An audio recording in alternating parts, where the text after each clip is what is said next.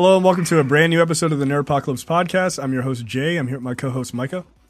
Hey. And special guest, Demetrius. What's going on, folks? All right, guys, we're back.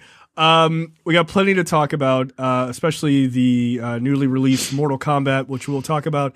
We'll just talk spoilers, like whatever. The game has been out forever. Relax. And then we're going to talk about the Falcon and the Winter Soldier finale. Spoilers on that as well. So let's jump right in. I started watching the first 2 episodes of HBO's new docu-series, Generation Hustle. Look, HBO is the king of like these quick, fast documentaries and documentary series, right? That's just what they do. New ones every single week. This one, Generation Hustle, is about people who are basically scammers, like internet scammers. Though there's one episode I watched that's about this kid who just decided like he was going to become like the king of EDM parties, and he kind of did it like 16 and was making like millions of dollars in Connecticut. It was kind of nuts. And just then basically created a Ponzi scheme, and then of course like the FBI got involved. And then the very first episode was about the con queen of Hollywood, which is a person who duped people who were like trying to make it, like photographers and other, like actors and things like that, and pretended to be Wendy. What's the dude? Wendy Murdoch, Rupert Murdoch's wife. And it was like, yeah, I got all this money. And like, she would track down these artists, like these photographers who did like work for Condé Nast, and got basically duped people out of $2 million in a year, flying them to Jakarta or getting them to fly themselves to Jakarta in Indonesia. Like people who write movies and all this other stuff. It's incredibly fascinating how people can get kind of snookered into those things with like this promise of like huge profits and like, stardom. And they take advantage of people who are like really trying to make it. But yeah, Generation Hustle is really interesting. The thing that I will say about it the most is it should keep you very aware of bullshit when you hear it, right? Like that's the thing. Cause there are patterns, right? And I don't know. Generation Hustle is definitely something people should watch, man. It's like your crazy story. Like, that like, Jamaican dude or whatever trying to like bilk you out of your money, or some African dude or whatever. Oh yeah. That guy who saw my mother who has MS, and he recognized it, and he was like, "Hey, you should drink this special water that either has or does not have alkaline in it, and that'll cure your multiple sclerosis up. Water will cure your multiple sclerosis." All right, nigga, just keep selling the best fish on the planet and get the fuck out of my face. You better than me. I know. I wasn't even talking about that, though that was a bullshit scam. I'm talking about the one where the guy was like, nah, you send me money and then I'll send you money. Oh, yeah. Because that shit that almost happened to me too. Yeah. Preying on my dreams of becoming a voice actor. Yeah, that's right. That's right. Yeah, I'm gonna just send you this check from a hospital, and then you cash it, and then send me the money, and then I'm gonna send you money back. So wait, if you cash that, you can't. You can't. You can't. If you cash it, the bank will deposit the money into your account, and the scam is that the person wants you to pull that money out before the bank realizes that it's a clone check. Once the bank realizes it's a clone check, they take that money back, so you are out the money that you put in that you took out through the ATM or whatever twice over. Right, that's the scam. Yeah, I found out that some guy tried to scam me recently. I was in line at Home Depot, as I often am, and here's a quick scam. So watch out for this one. If somebody offers to sell you their store credit, like a card that has Home Depot store credit on it, don't do that shit. Here's how the scam works. This is fucking fascinating. He's like, oh, look, I got 100. I'm getting ready. The dude's in line with something. He's like, I'm about to return this. And I got, I'm going to return it and get $100 store credit. I'll sell you the $100 for $60. Okay. So what? I didn't do it because fuck you. Get out of my face. But what happens is they tie your license to the store credit card, right? It's not a credit card, but like the store credit, but they give you a card. So if somebody else tries to use it, when you go to use it, it asks for your driver's license. So then you can't use it. So I just gave this dude $60 for $100, gift card basically. But he probably stole that shit anyway. So he he lost no money. He gained $60 and I'm just fucked out of $60. So don't do that. You want to hear another story about how I got scammed? We could do a whole show. I love it. Tell me about how you got scammed by Michael Blackson. I was in New Orleans and this, we look like tourists, right? We don't look like we from New Orleans. Did you have a camera that said, like, I heart NYC on it or some shit like that? No, but we don't sound like, we from the swamp. You know what I mean? Oh, hello there, like, no, we don't sound like people doing a bad Gambit impression, right? The Gator from Teenage Mutant Ninja Turtles. That's a pull. I guarantee. Damn. So this guy, he was like, I had on Converse, right? I had on dusty ass black Converse, and this guy was like, man, I bet you $20 I can tell you where you got them shoes. I said, what? Store. He said, I bet you $20 I could tell you where you got them shoes. And I said, all right, go ahead. Because I had my wife with me. I'm trying like, man, I'm about to make $20. I'm smart, this dumb nigga, right? Man, you got them shoes on your feet. $20? $20, please. I said, man, you better get the fuck out of my face. Did you pay him? No, I did not pay him. Good for you. He said, I know where you got those shoes from. No, he said, I know where you got them shoes. Oh, God. You got them shoes on your feet. Never mind. You're right. I'm sorry. My whole diction and vocabulary. Like, wait, yeah, you went to school. This nigga trying to scam people out of $20 on the street. That's the difference. That's the whole difference. You didn't grow up drinking swamp water and having gators as best friends and shit. Yeah, so Generation Hustle is super interesting. Like it's really interesting. Like that first episode about the people getting scammed. Like they had this guy, this guy was a writer. He's trying to be a screenwriter. They flew him and his homeboy all the way to Jakarta. They had a meeting, the whole 9 yards, and they were like, yeah, if you could just give us some extra money. And he was like, wait a goddamn minute. Like they were playing him and his homeboy against each other and shit, and his sister. He was like, I sat there for a second. He was like, y'all think I'm getting scammed? What the fuck? Like, and he was just like, yo, I'm out. Yeah, it was wild. It was super wild. But it helps to add shit to your bullshit radar. Like I think that's a good idea. But yeah, man, people really are just dying to get rich. Like, yeah, being rich is cool. Don't be a sucker, man. Don't be a sucker. So that's on HBO Max. Oh, Micah, you and I, we didn't have this on there. The Mayor of Easton, which is also a new series on HBO Max. You want? Yeah, I was going to wait to talk about that because the first episode is good, but it's all world building, right? Okay, like, all right, we'll wait till next week then.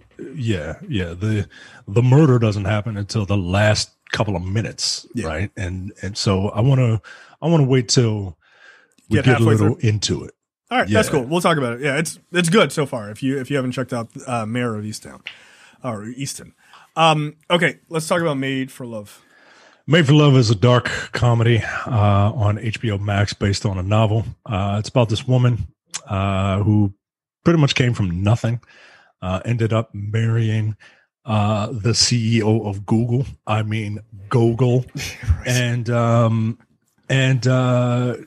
they live in the Googleplex. I mean, the Googleplex, and they've been there for 10 years and haven't been outside of it. The billionaire is like, why would we ever need to go outside? Right? Like, we have everything we want here. And the wife is like, she's in a loveless marriage and she wants out. Meanwhile, the tech billionaire, his new idea is to create an app called Made for Love, which if you get the app and you undergo brain surgery, right? Like they put a chip in your brain, you and your partner, so that you both will know what each other is thinking, so that it will help between communications between the two people, because that's what the root cause of most relationships breaking up is lack of communication.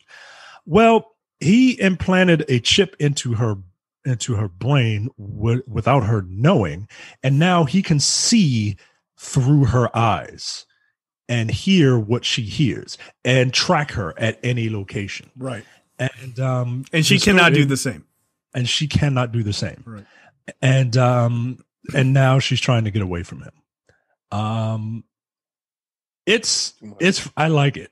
It's very good. Funny, man. It's very good. Man. It's like a satire. It's like another satire of like this big tech stuff, like what Silicon Valley does, but approaching it at a different way, in a different way. Kristen Milioti is the wife. I like her. I like her. She's funny in everything that I see her, and she's a very good every woman. Billy Magnuson is the psycho. Tech billionaire Brian Gogol, okay. And Ray Romano's in it. Ray Romano plays her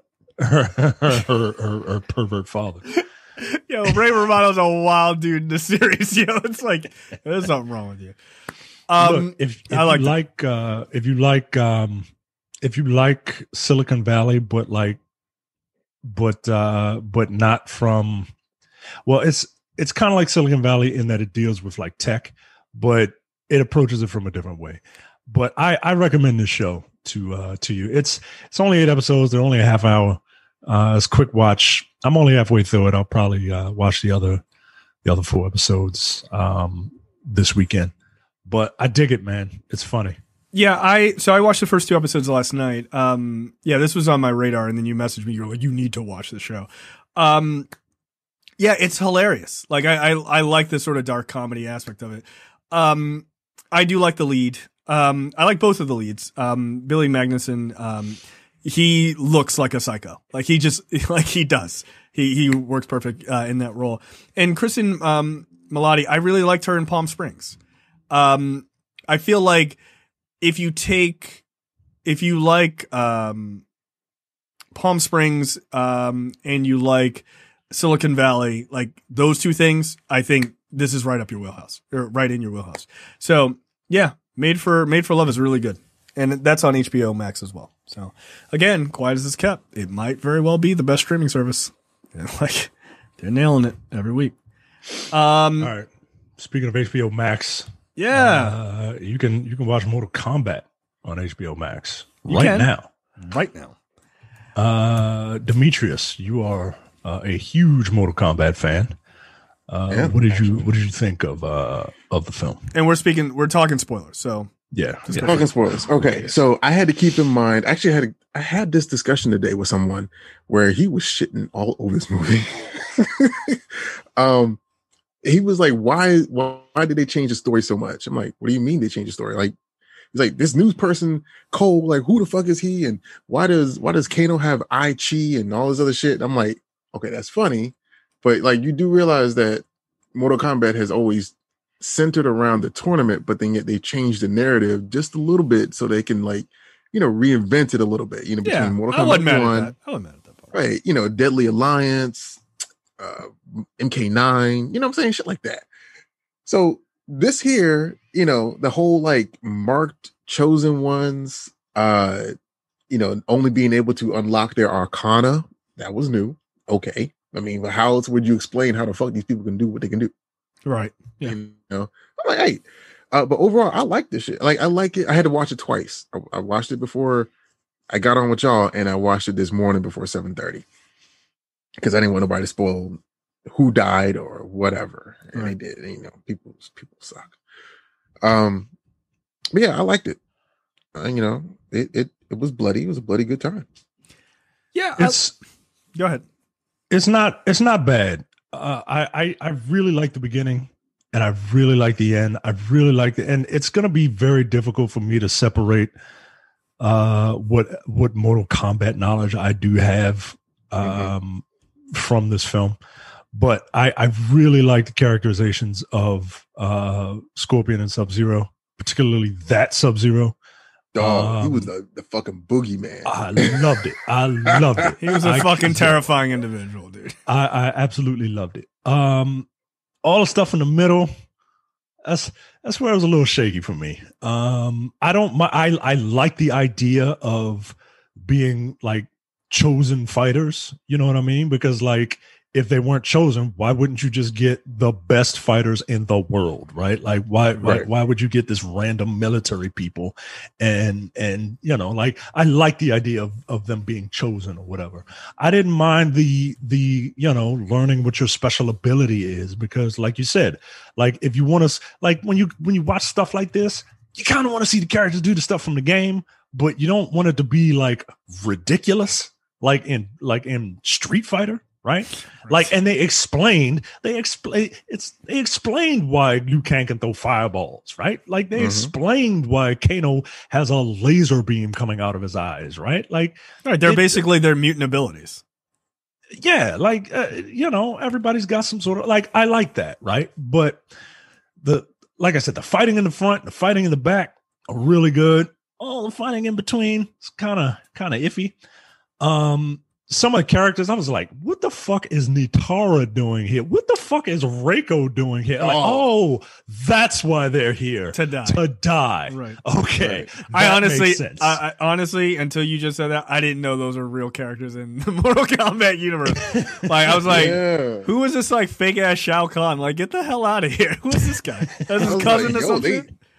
They pull some deep cuts, yo. Fucking I'm like, didn't the alliance like shit? I was like, wait a minute. But at the same time, like Melina is a fan favorite, right? Right. Why would you have Melina if you were going to kill her? That could have easily been Tanya. Everybody knows Tanya. Nobody gives a fuck about Tanya, right? Like Melina is a sister of a main character, yo. Like right. Melina is. She's a character that people love so much. In Mortal Kombat 11, she wasn't in it because of story reasons, and people got mad and they put her in as DLC to shut people up. Like, that's how much people love that character. Look, the dude playing the main dude, Cole. Look, I get it. Cole Young, Louis Tan. I get why that character is there. Right. It's for new people. He's the audience POV character. He's brand new to this world. I think you could have had the same story without him. 100%. From a couple different ways. At one point, he's talking to Liu Kang, and Liu Kang is giving his backstory. His backstory is damn near the same thing, right? Like, oh, I didn't know anything about this. Master Bo Raicho picked me up. He raised me. You could have told the story from that perspective. You could have showed how he met Kung Lao and they trained together, and then you could have told the story from that perspective. I would have dug that. I kind of want Kung Lao to be the main. I always liked Kung Lao. I always liked Kung Lao, right? Like that's the point of Kung Lao, right? Like Kung Lao he's supposed to be the second, because he is expected to be the chosen one. He's not the chosen one. He's the Luigi Mario, the Mario brother. He's the Luigi. He's the Luigi. He's the Luigi, and that's his point. Like, that's the point of his character, is to grow from that, especially because his great ancestor was the one that he was hot shit back in the day. Like, he is descended from the great Kung Lao, right? I was impressed by all the lore that they put in this movie. They put a couple of characters in, like the like the whole exposition of like, this is like the history. That's on Nightwolf. Then the fucking Aztec dude. I can't think of his name. And they got the right like tribe that Nightwolf was from. Like underneath it. Like, I was like, oh shit. You look that close. Yeah. I was paying attention, man. The other way that I would have done this, I would have done this from Johnny Cage's perspective. Look, Johnny Cage is awesome, yo. He really is. He is the perfect. He's a good POV character. He is a very good POV character.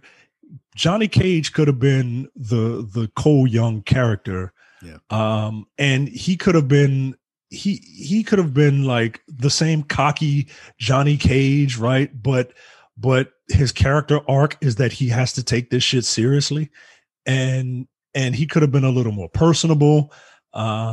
He could. Anyway, I'm a Johnny Cage fan. I would 95 though. So. But wait, remake the shit. Yeah, but wait, but I mean, yes, that's true, but wasn't but Liu Kang was Liu Kang was more of the hero. Like I murdered fucking Johnny Cage in like the beginning of the second one. Like what the fuck? Like I would have preferred Johnny Cage to be the hero in this, right? That'd have been fun. You can see how he gets his powers, right? And it's because he has a really good story arc throughout the game, and like he becomes like one of the generals of the resistance or whatever. You know what I mean? Johnny Cage, the guy that punches people in the balls and that throws sunglasses on and gives autographs to people. That guy, right? But look, it was fine. Is it better than the original one?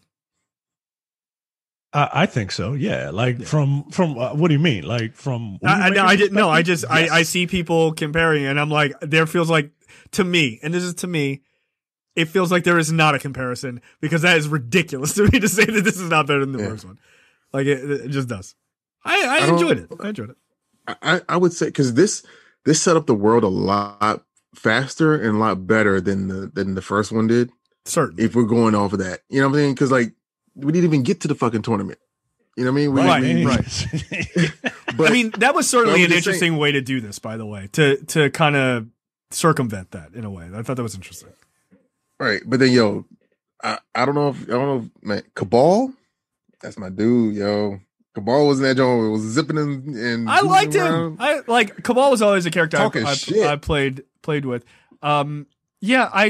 I was surprised to know that he was in this and as prominent as he was in this movie. I thought he was just going to be like, "Hey, it's me, Cabal. All right, I gotta go." Like I didn't realize he'd be such a big villain. So that was kind of between cool.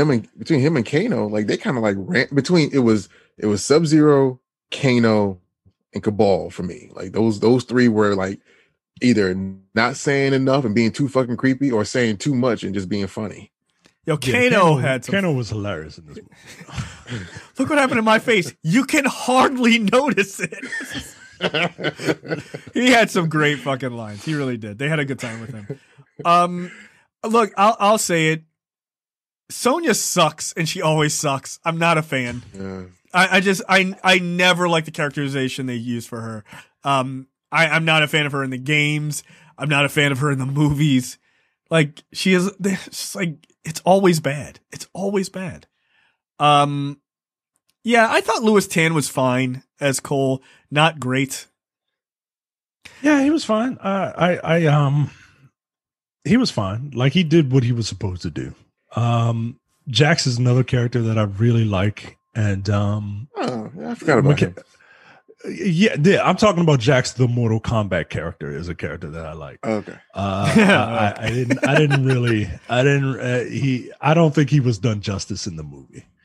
Yeah, I didn't see no ground pound or nothing. Jax is a these motherfuckers gonna do. They do. Jax is a character who, again, also has an arc, right? Like he's a big tough military guy. But he goes through Mortal Kombat and he sees some shit and he gets like PTSD and he's just like, I am too old for this shit. I can't handle it anymore. But they keep bringing me back in. Like he's a cool character, man. But McCad Brooks, he just like, ashtray, bitch. Like he was that guy. He was that guy, yo. And I'm just like, although those little baby Jack's arms,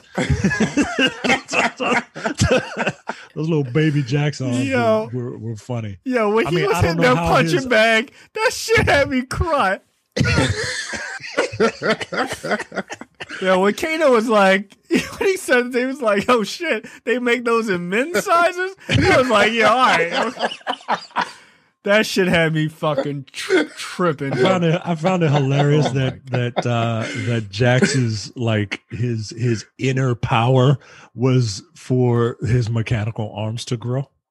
Yeah, like I just need to be bigger. Like, all right, well, fair enough. But whatever. But look. If you want to go in there for a good time, I think it's a good time. It's all right. Yeah. You get a couple fatalities. Look, you get the Kung Lao fatality that everybody wanted to see. That was stellar. I like that one. So that's worth the price of admission for me. How did you guys? And I like the idea. I'm sorry, I keep talking. I like the idea of because Mortal Kombat has a gigantic roster, right? Yeah, like look at the roster for 125 characters, I believe. Look at the roster for Mortal Kombat Armageddon. That literally has every Mortal Kombat character up to that point. And if you look at that screen, I mean, it's just all like pictures, right? Like it's a ton of people. I like the idea of bringing in some of those people just to kill them. Yeah, no, that's fair. Like you don't have to kill all the big names, right? Yeah. Look, Goro looks 1,000 times better than he did in the original, so that's good. I didn't like Cole's, mutant ability. I wasn't a fan of it. The kinetic energy. That's that Black Panther shit. His power was that he could just take a whooping. Like he could just take a whooping. But see, I don't understand how that shit manifests into tonfas. Yeah, that didn't make it again. Like it didn't really make any sense. Oh, look at Jackson's little arms. That's there's a total of 97 characters of in Mortal Kombat that are playable. God damn. So yeah, look. Overall, I thought it was pretty fun. I mean, the thing about Mortal Kombat is inherently it's silly.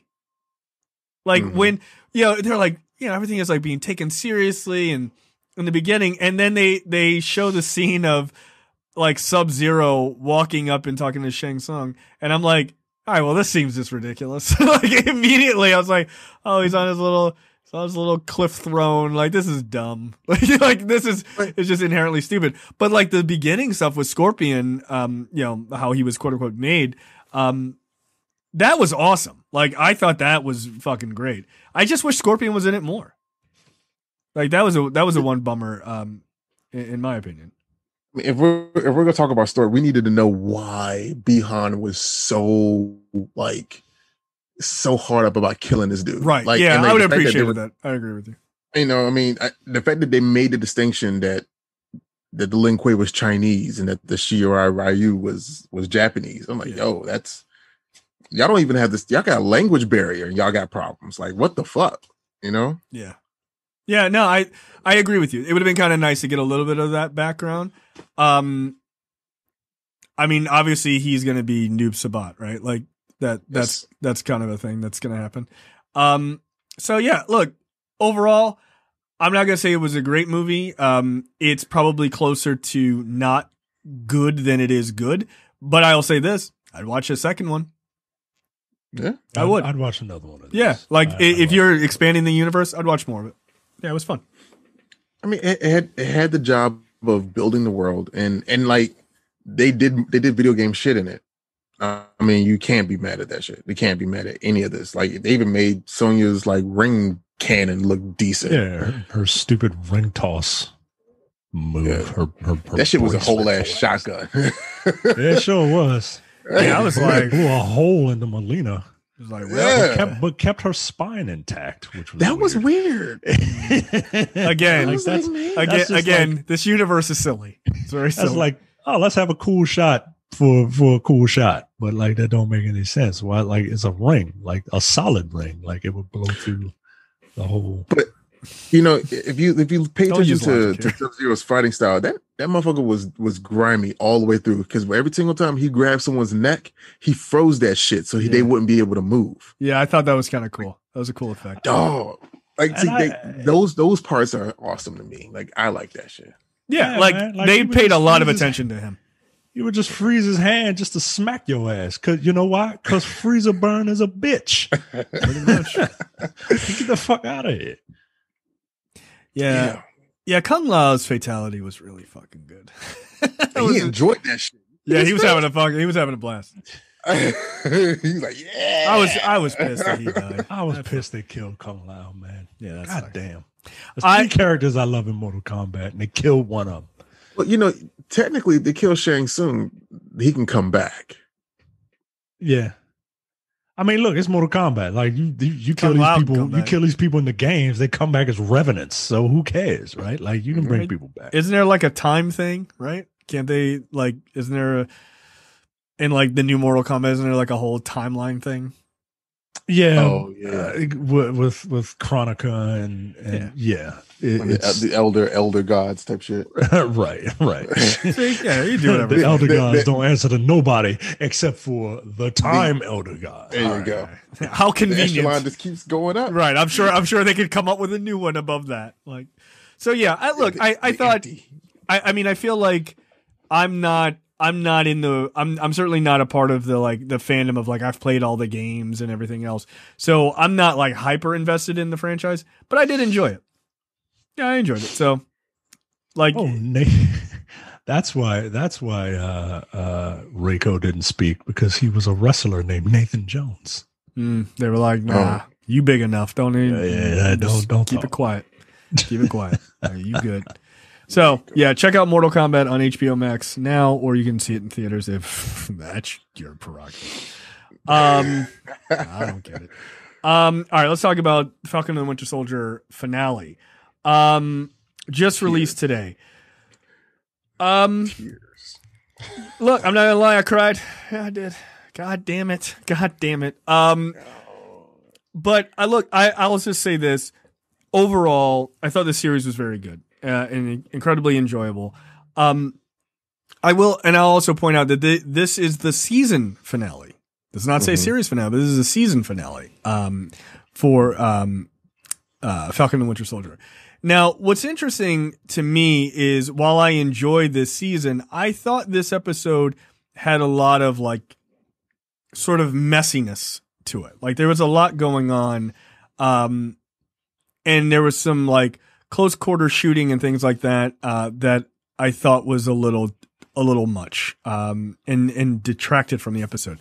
That being said, overall, like the things it needed to do to finish out the series or finish out the season, I think it did well. It was cool to see, Sam in the fucking classic Captain America comic book suit and all that other stuff. But yeah, there's a bit of mess in some of it. I thought the speech was, while good, like you can't have superheroes in their Party City costumes giving long speeches. It just looks silly. Like it looks silly. Eventually it just... From Wakanda, sir. That was expensive. Yeah, well, I bet it was. But it's just like I always think back to like The Dark Knight, where he's giving that long speech to the Joker. I'm like, you gotta get the lines out faster, man. It just doesn't... It feels ridiculous at a certain point. And that speech was a little long. I thought he did a good job delivering it, but it was a little long. But overall, look, I loved it. I thought the landing was a little shaky, but it stuck the landing for me overall. What are your thoughts? Demetrius? At first I was bothered that the fact that the first half of the episode was at night, because I was like concentrating really hard to see how he was handling that shield and why all those unnecessary flips he did last week, how that came into play. And they did. Right. I mean, you're fighting against Batroc the Leaper. You got to be able to move your ass, because that motherfucker's feet was furious, By the way, I was talking spoilers. We are talking spoilers, so just for the audience. Go ahead. Mm-hmm. But yeah, like he handled that shield rather well. and I cannot be mad at that. I mean, between the a flight suit powered charging star, fucking, you know what I mean? Like the shit was, I was impressed. I was impressed with how easily that was going on. Everything else, I didn't expect for John Walker to fall in line as quickly as he did, you know, but again, he's a good soldier. You know, you have a common threat, common enemy, you join up. Like that's what you do. What else? The power broker reveal. Okay. I was hoping for a swerve. I was. But I'm interested to see where that goes, because that's clearly going to be that story is clearly not over. Yeah, I look, I love this series. It's one of my favorite things, and I agree that you know that they wrapped up that whole Flag Smasher thing in like 20 minutes. Yeah, I checked the time. I'm like, there's a lot more to go. Like, we just rolling credits for 30 minutes. Like you said, John Walker falling in line. I don't mind that, but I feel like there should be a little bit of. I feel like he would have had a little bit. I feel like he would have been triggered a little bit the way he was. Like, I am Captain America, and I'm going to build a shield, and then seeing Sam come in his, you know, Star Spangled flight suit, holding the shield. I feel like those two should have had a bit of a blow off fight. Yeah. He noticed. He realized he wasn't Captain America as everyone else realized that he was. Right. Right. He did. His face said that shit. It was kind of fast, but you know, I get it. The speech, I enjoyed it. The ending, I really enjoyed. Oh my god! You know, fantastic. You know, don't let nobody. Ain't nobody gonna forget you now. Yeah, I really enjoyed it. Look, we got a comic accurate suit. My only problem is not with the suit that he was wearing, but the design that is based on. I'm not a fan of the. I hate that the you know the helmet piece that's not really a helmet, which is why they didn't do that for any of the Cyclops suits in those X-Men movies. It just looks kind of weird, to me anyway. No, I agree with you. Like, I would have loved the suit. Just take the stupid thing off his face. Like, I just take that off. Yeah, just take the white part off. Yeah, just take the white part off. Yeah, how'd you feel about the two Red Wings? I like it. What do you mean? He's got two of them now. He's got two Red I know. Wings. The fact that he had two of them, or the fact that I don't know where the fuck the other one came from. Like, I mean, it was like, oh, is this nanotech we got going on here, or? I mean, I guess they were just. I figured they were two smaller ones instead of one big one. But in case you lose one. Yeah. I mean, literally, the fucking Flag Smasher was like, yeet, boom, fuck out of here. So he's like, yo, I need a backup. Yeah, man, I love the series as a whole, and I might do a rewatch. I was watching it with my wife, but she takes too long to watch stuff. Like, she was watching it and sending me messages just now about this. So she's like, I don't like the white half mask face he wears. It looks weird on him. They could have used a different color. That's her review of. She's not wrong though. She's not wrong. But she enjoyed it, and yeah, man, I really dug it, man. I think the Flag Smashers were a decent adversary because they weren't wrong, but their methods are fucked up. Like, I really liked it. I really enjoyed this series. How did you feel about the whole idea of Sam refusing to fight Carly? I thought that was an interesting way to sort of. I mean, I don't think that they certainly weren't writing the show for other people's opinions, right? But it certainly pushed down the idea of like making their message bad, because people were like, yeah, I mean, I agree with them from like a liberal perspective, but they weren't, but they're the villains. I think it was an interesting way to kind of dull that criticism of the show. I think it's twofold. I think or multifaceted, right? I think Sam is a good dude, and he, like you said in the previous episodes, I agree with what you're saying. I just don't agree with your methods of going about it. And two, look, she's a super soldier, yo. like I understand, but like, you know, if he gets that shield knocked out of his hand, I'm not trying to take a punch from her. Nah, fuck that. Killed the last black dude. You did that too. Get out of here. Wow. But no, I thought they were fine. I thought they were portrayed well.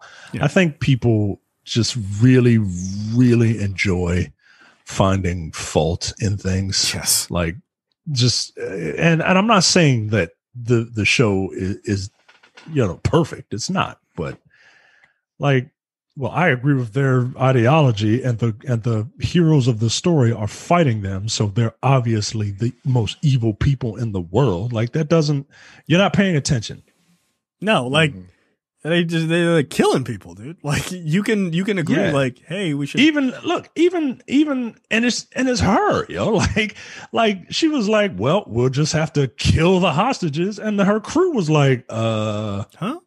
We supposed to negotiate with them. Like, no, we'll have to kill them. Yeah, one world. They were like, oh shit, one people? Like, you good? Like, relax, Carly. Bitch, I said one world. Don't make me say it again. One people. Relax. If I was that Asian dude, I'm like, I also am a super soldier. I'm bigger than you, so you relax. You say one world, goddamn. Like, get out of here. So yeah, look, I thought the series was really good overall. I just thought they did such a good job. Like there's I'm watching like this fight with Falcon and Batroc, and I thought it was kind of cool. Like as he's using as he's fighting, he loses the shield, and he's fighting him, and he backs up and he kicks the shield by mistake, like to kind of let Sam kind of figures out where the shield is, like physically in the room without looking down. And he then steps on it to kick it up to hit him in the face. Like little stuff like that I thought was clever. Obviously the ending, like I feel like the ending is so unbelievably designed for black people. Like it just really was. And I really appreciated that. Like they didn't shy away from it. And it also allowed people to at least get a moment to realize that maybe they were fucking wrong about how they were characterizing these two guys. Well, Bradley is right and Sam is a coon and all this stuff. Like, nah, yo, they're two sides of the same coin.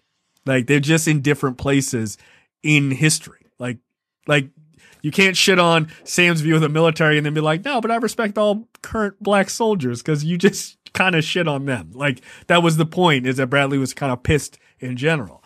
But right to be right. He does. And like, that's the point, is Sam understands that. And like Sam's arc, not even his arc, but his position in the series is really good.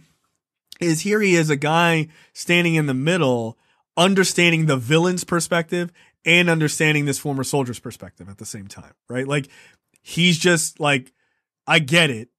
And that's kind of who he is as a generality, right? Like as a character, even when we first meet him in Winter Soldier, right? He's this guy talking to vets, helping vets like get through it, right? Like that's who he is. He's always kind of standing in the middle trying to understand people's perspectives, which they kind of double down on in this series. The other thing I want to talk about is, and I hadn't seen anybody else mention this, and I didn't really realize it until I was watching this episode. Sam and Isaiah Bradley are two sides of the same coin, right? Or you could even say, you know, like at different points, but I basically two sides of the same coin. Bucky is the other side of the coin of John Walker. They're both guys trained by the military to be basically mindless weapons. And they both have severe PTSD, but how they handle it is the difference between the two of them. Right. And I think that's why they have that moment of like weird camaraderie for a second later in this episode, where he quotes the Lincoln thing, and he's like, Lincoln, really? He's like, oh, I thought that was a pretty good quote. He's like, It doesn't sound cool coming from you. Like they have like a weird like buddy moment because they're not actually fundamentally that different. It's just that Bucky under, for many reasons, because he's in therapy and shit like that. And the words from Sam last week, you got to do the work, right? Like he's actually doing the work to fix his PTSD where Walker isn't, right? Walker is just like, well, I'm just going to keep soldiering on type of shit. So like, it's fascinating that both of those characters actually get a play at like sort of duality in the series, which I found fascinating. So yeah, overall, I thought this was great. Micah, you were 100% right. They changed the title card at the end. Yeah, man. You nailed it. It only makes sense to do it that way, right? Like this is for people who, if people get upset, like, well, why did Cap pick Sam instead of Bucky? Like this shows you that he earned that. You know what I mean? Right. Like, right. and Steve knew that, and this series showed you that he earned it. And yeah, man, like he's Captain America. Deal with it. Honestly, if Bucky went through all the work to shake off the Winter Soldier, then I think it should have been Captain America and the White Wolf. That's me, though. I wouldn't have been mad at that. I gotta tell you, I wouldn't have been mad at that. Because there's no reason to call him the Winter Soldier if he's not doing anything that the Winter Soldier was doing. Sure. Because that was the whole point of this series, right? Yeah. The Winter Soldier is my slave name. And he's free now. Yeah, exactly. He was freed by the black folks. Yeah, he loves hanging out with black people. He does. He was happy in Wakanda. He was happy down by the boat, like hanging with black people. He loved hanging with minorities. He got a thing for Asian people. He loved. He don't fuck with white people like that. He likes. No, he's right. The one prominent white person in the show, he doesn't fuck with for the whole series, except for that one. Lincoln. Yeah, it don't sound good coming from you. Look. He's like, he only fucks with Lincoln. He's like, Lincoln freed the slaves. Like, yeah, all right. I'm all right. For a second, I'm gonna give you a little bit. That's it. But yeah, you're right. Like he really fuck with white people like that. He fucked with Steve. That was it. That was he was like, my only white friend died. You know fuck why? Them. Because white people turned him into a fucking killer. That's why. Yeah, he was like, man, I'm done with this. White people used his ass and had him saying like Fahrenheit freight train 8742 high turn. Right. But what was funny also is that John Walker was talking about his new suit as U.S. agent. And he's like, it's the same, just black. I was like, oh. Yeah. They did it. They said it.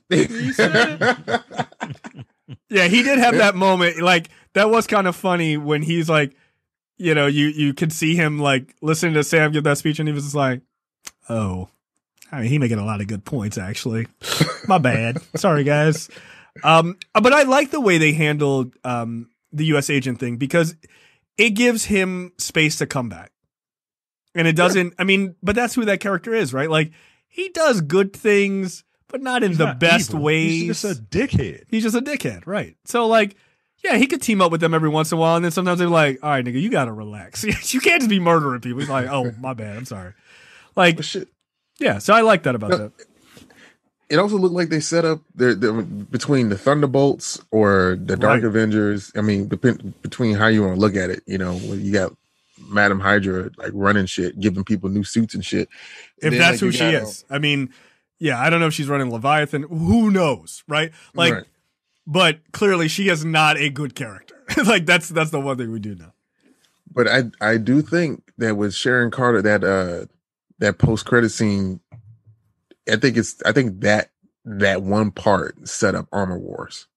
Oh, that's an interesting perspective. I hadn't thought about that. I think that's because the only thing she was talking about is like, weapons and government secrets and whatever.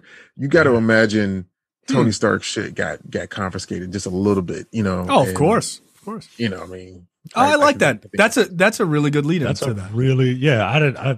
Congratulations. I didn't see anybody bring that up. Yeah. Oh, I was just.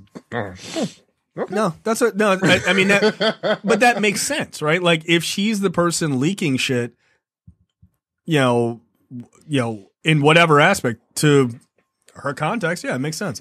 Like, look, she's a real piece of shit, clearly. So if she can get some of that Stark tech or whatever to Justin Hammer, yeah, good. I'm fine with it. and they And it need to gives her bring character Destiny something back. to do, right? Like, Yeah. like we liked her character in the movies, but like she was she was a Carter, but wasn't the real one, right? Got it. And two, you can't have her be a love interest for him because that's Gross. weird, right? I mean, so she really didn't have anything to do. So I'm glad that this thing came out, and you could see it coming a mile away, but yeah, it gives her agency. Yeah. So yeah, I look forward to it. I'm very interested to see what they do next. I mean, there's a huge story that broke this evening, so we'll talk about it. So yeah, Falcon and Winter Soldier, good finale. Again, I thought it was a little bit of a shaky landing, but they landed the ship. So I'm happy with the ending. All right, Science and Tech this week. So we're just doing all sorts of like badass shit on Mars. We flew a helicopter, which is crazy, like a little mini copter on Mars. And we also built a thing called a MOXIE, the Mars Oxygen In Situ Resource Utilization Experiment, which is a little box the size of a toaster that generates oxygen on Mars, which is crazy. So in an hour, it was able to, or in a half hour, I guess, it was able to make 5 grams of oxygen, which would help somebody breathe for 10 minutes. It basically pulled oxygen out of the atmosphere because most of the atmosphere on Mars is CO2, carbon dioxide, like 96% of it. And so it was able to pull that and actually make oxygen. So the reason why this is important, besides like this is just really fucking cool, is that if we're going to colonize Mars or send, big sort of big voyages to Mars, they may be able to ramp up and just create their own oxygen there instead of bringing it with them, which is incredibly dangerous for explosions and shit like that.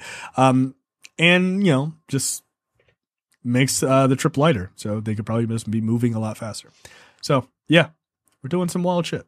And they're going to fly the helicopter again, I think, early next week. So that's cool. Yeah. You think we'll get to Mars in our lifetime? Yes. You think there will be a colony of people in Mars, even for just like an experiment? Yes. Like one person or whatever. Yes. I think the xenomorphs are going to get them before that happens. You think? Oh no, they're going to die. Like no, that's a fact. They're going to die. You think it'll be Matt Damon making shit potatoes? I mean, I hope so. Like, I hope they just send him. I mean, I like Matt Damon, but he's got to go. No, I think you'll see it in our lifetime. I mean, the fact that we're like, will we ever even make it to Mars? And we're just like, yeah, there's a Mars rover. Like, I mean, just think about how fast we're now putting things on Mars, and we got a fucking helicopter and all this other shit. Like, technology moves very quickly. So, yeah, I think within the next 20 years, you'd see it. Just dudes walking around Mars. Oh, wow. 20 years, huh? I think 20 years. Yep.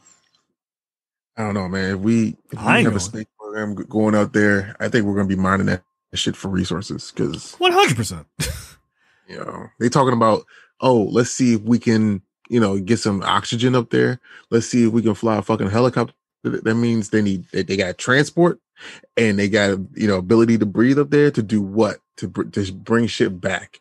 Yeah. I'm telling you, between a xenomorph egg or a fucking black sludge that just happens to be a symbiote, they fucking with the wrong shit. I ain't going.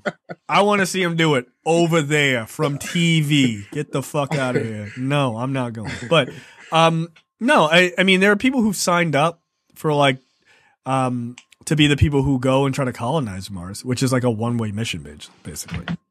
No. We know their ethnicities. Take a guess. Take a guess. Right. The fuck out of here. Right.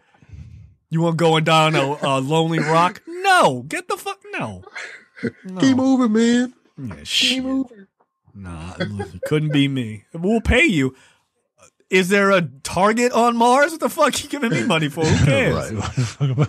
I'm spending it on. Get out of here. Is Invincible coming with me? No, I'm not going. And they barely made it off of there. That was a good episode. I like that Digimon Hansu is like all over that series. He's played like several characters. All All right, lightning round this week. Netflix has a Resident Evil series premiering in July. It's completed the live action, the Resident Evil live action movie is complete, and now Netflix is like, oh, we're gonna do a CG movie, which they're never, or a CG series, excuse me, a CG series. Are you? Is anybody excited for this? Wait. So you said they finished the live action movie? There's a live action reboot coming out. Oh, I thought that was a series as well. I didn't realize that was an actual movie. Okay. All right. Yeah, the live action thing is the movie. In the series is CG. One, I'm not watching the CGI series. I'm not watching it because it's going to get way more gross. It's going to get way more gross, and that's going to. No, I don't think so. I really don't. And it doesn't look that good from this little trailer they have. It doesn't. There was another Resident Evil CG movie that I saw. Didn't look that great, and this don't look too much better. I'll have to see some reviews on this. Are they going to have that rooftop gunfight that I saw, that video that people kept putting out? Where those niggas were like, they had unlimited ammo and the worst aim I've ever seen? Yeah, the literal bullet ballet they were doing. I was like, what is going on? No, I could never get into Resident Evil. Really? Man. I'm surprised. I thought you'd be a fan of this. No, my personality, I don't like running from threats. That's all what Resident Evil is. I mean, as soon as punch a zombie in the face if you want. No, because like that shit was like when I first got introduced to it, I believe it was 2001, 2002. I don't know which one I was playing, but I was over a friend's house playing the game because that's when he was like, "Oh yeah, try this Resident Evil." I'm like, "Yo, why am I running from these people? Can I just like shoot them?" It's like, well, yeah, 9 bullets, whole game. Yeah, limited ammo or some shit. Then he was like, "Well, if you don't like that, let's try this one." And he put in Devil May Cry. Oh well, nope. Yeah. I mean that is like night and fucking day. Good lord. You would like Resident Evil 5 and 6. Resident Evil 5 and 6, whatever, yo. Like, this is run and gun. Yeah, I mean, basically, like, there's nothing to run from. Especially Resident Evil 6. Resident Evil 6, you're literally doing wrestling moves on these zombies. Like, is that the one in Africa? That's 5. Yeah, that's the racist one. Yo, I love 5. I love 5. Really? It's so fucking ridiculous. I've beaten 5 like 3 times. It's so stupid. Like at one point, like you're at the climax. Spoiler alert! At the climax, you and your partner, black woman, are in an active volcano. And your evil ex-partner Wesker is trying to get you. And Chris, the white man, super white guy, has to save black woman, and he has to move a boulder. Now, when I say it's a boulder, it's like Indiana Jones, like a boulder, right? And he's literally punching it, and you have to just keep pressing the A button to punch the fucking boulder with your fucking whiteness. Your whiteness just punches that boulder to while in an active volcano, and then while dodging bullets from Wesker. Good, yo, YouTube the ending of Resident Evil 5. It's fucking wild, yo. And in Resident Evil 6, I mean, like Leon is doing karate kicks and what's his name is doing running bulldogs, and like it's just like this shit ain't scary no more, yo. Yeah, that definitely is not scary. I mean, there's no Devil May Cry. Like, Jesus Christ, Devil May Cry is just like, this nigga is surfing on a zombie while eating a pizza and hacking people away with his swords while getting ready to unholster Ebony and Ivory. Like that shit's awesome. This shit is fucking wild, yo. But honestly, though, I mean, if there was a survival horror game that I actually did get into, it was Dead Space, and that one made sense to me because I can get as much ammo as I needed as long as I knew how to take out the threat. But I can't run from a video game threat. Like everybody who's playing this new Resident Evil, that this big vampire chick and all that. I'm like, y'all.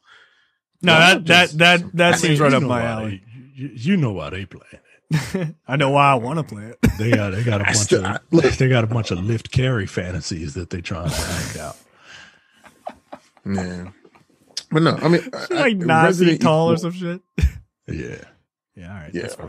And I've seen videos of that shit when she like she closes distance on your ass quick. No, I don't play games to be scared. I play games to dominate. See, now you're in my wheelhouse. Fuck that. That's terrifying. Nah, I ain't playing it. I'm good. Nah, turn the light on. I don't need all that. Get out of here. Like no, but see, Tomb Raider though, like that's some realistic fucked up death type shit that I could like. Yeah, I like the Tomb Raider series. That makes sense to me. Like I can avoid danger by not stepping off that cliff and make sense. But then to have a vampire wench just like close 24 feet on me within like half of a second and trying to just because I turned around and looked at her punk ass, like, nah, I don't need that shit in my life. I'm all about looking at those images. I have no desire to actually play that game. Get the fuck out of here. I will never buy a Resident Evil game. All right, next up. Emilia Clarke is in final negotiations to join Secret Invasion. Yes. The Game of Thrones headliner's role is naturally under wraps and marks her first foray into the Marvel Cinematic Universe. She will join Sam Jackson, Ben Mendelsohn, Kingsley Ben-Adir, and Olivia Colman is in this? Jesus Christ, dude. Yeah. They're not playing. All right. Well, Emilia Clarke is in it. I like that. I like one of the suggestions I heard, which I thought was pretty good. Abigail Brand, Head of Sword. I like that. Makes sense, right? Like, I could see it. Her little stint as Sarah Connor, make it a little bit militant, throw some green glasses. Oh yeah.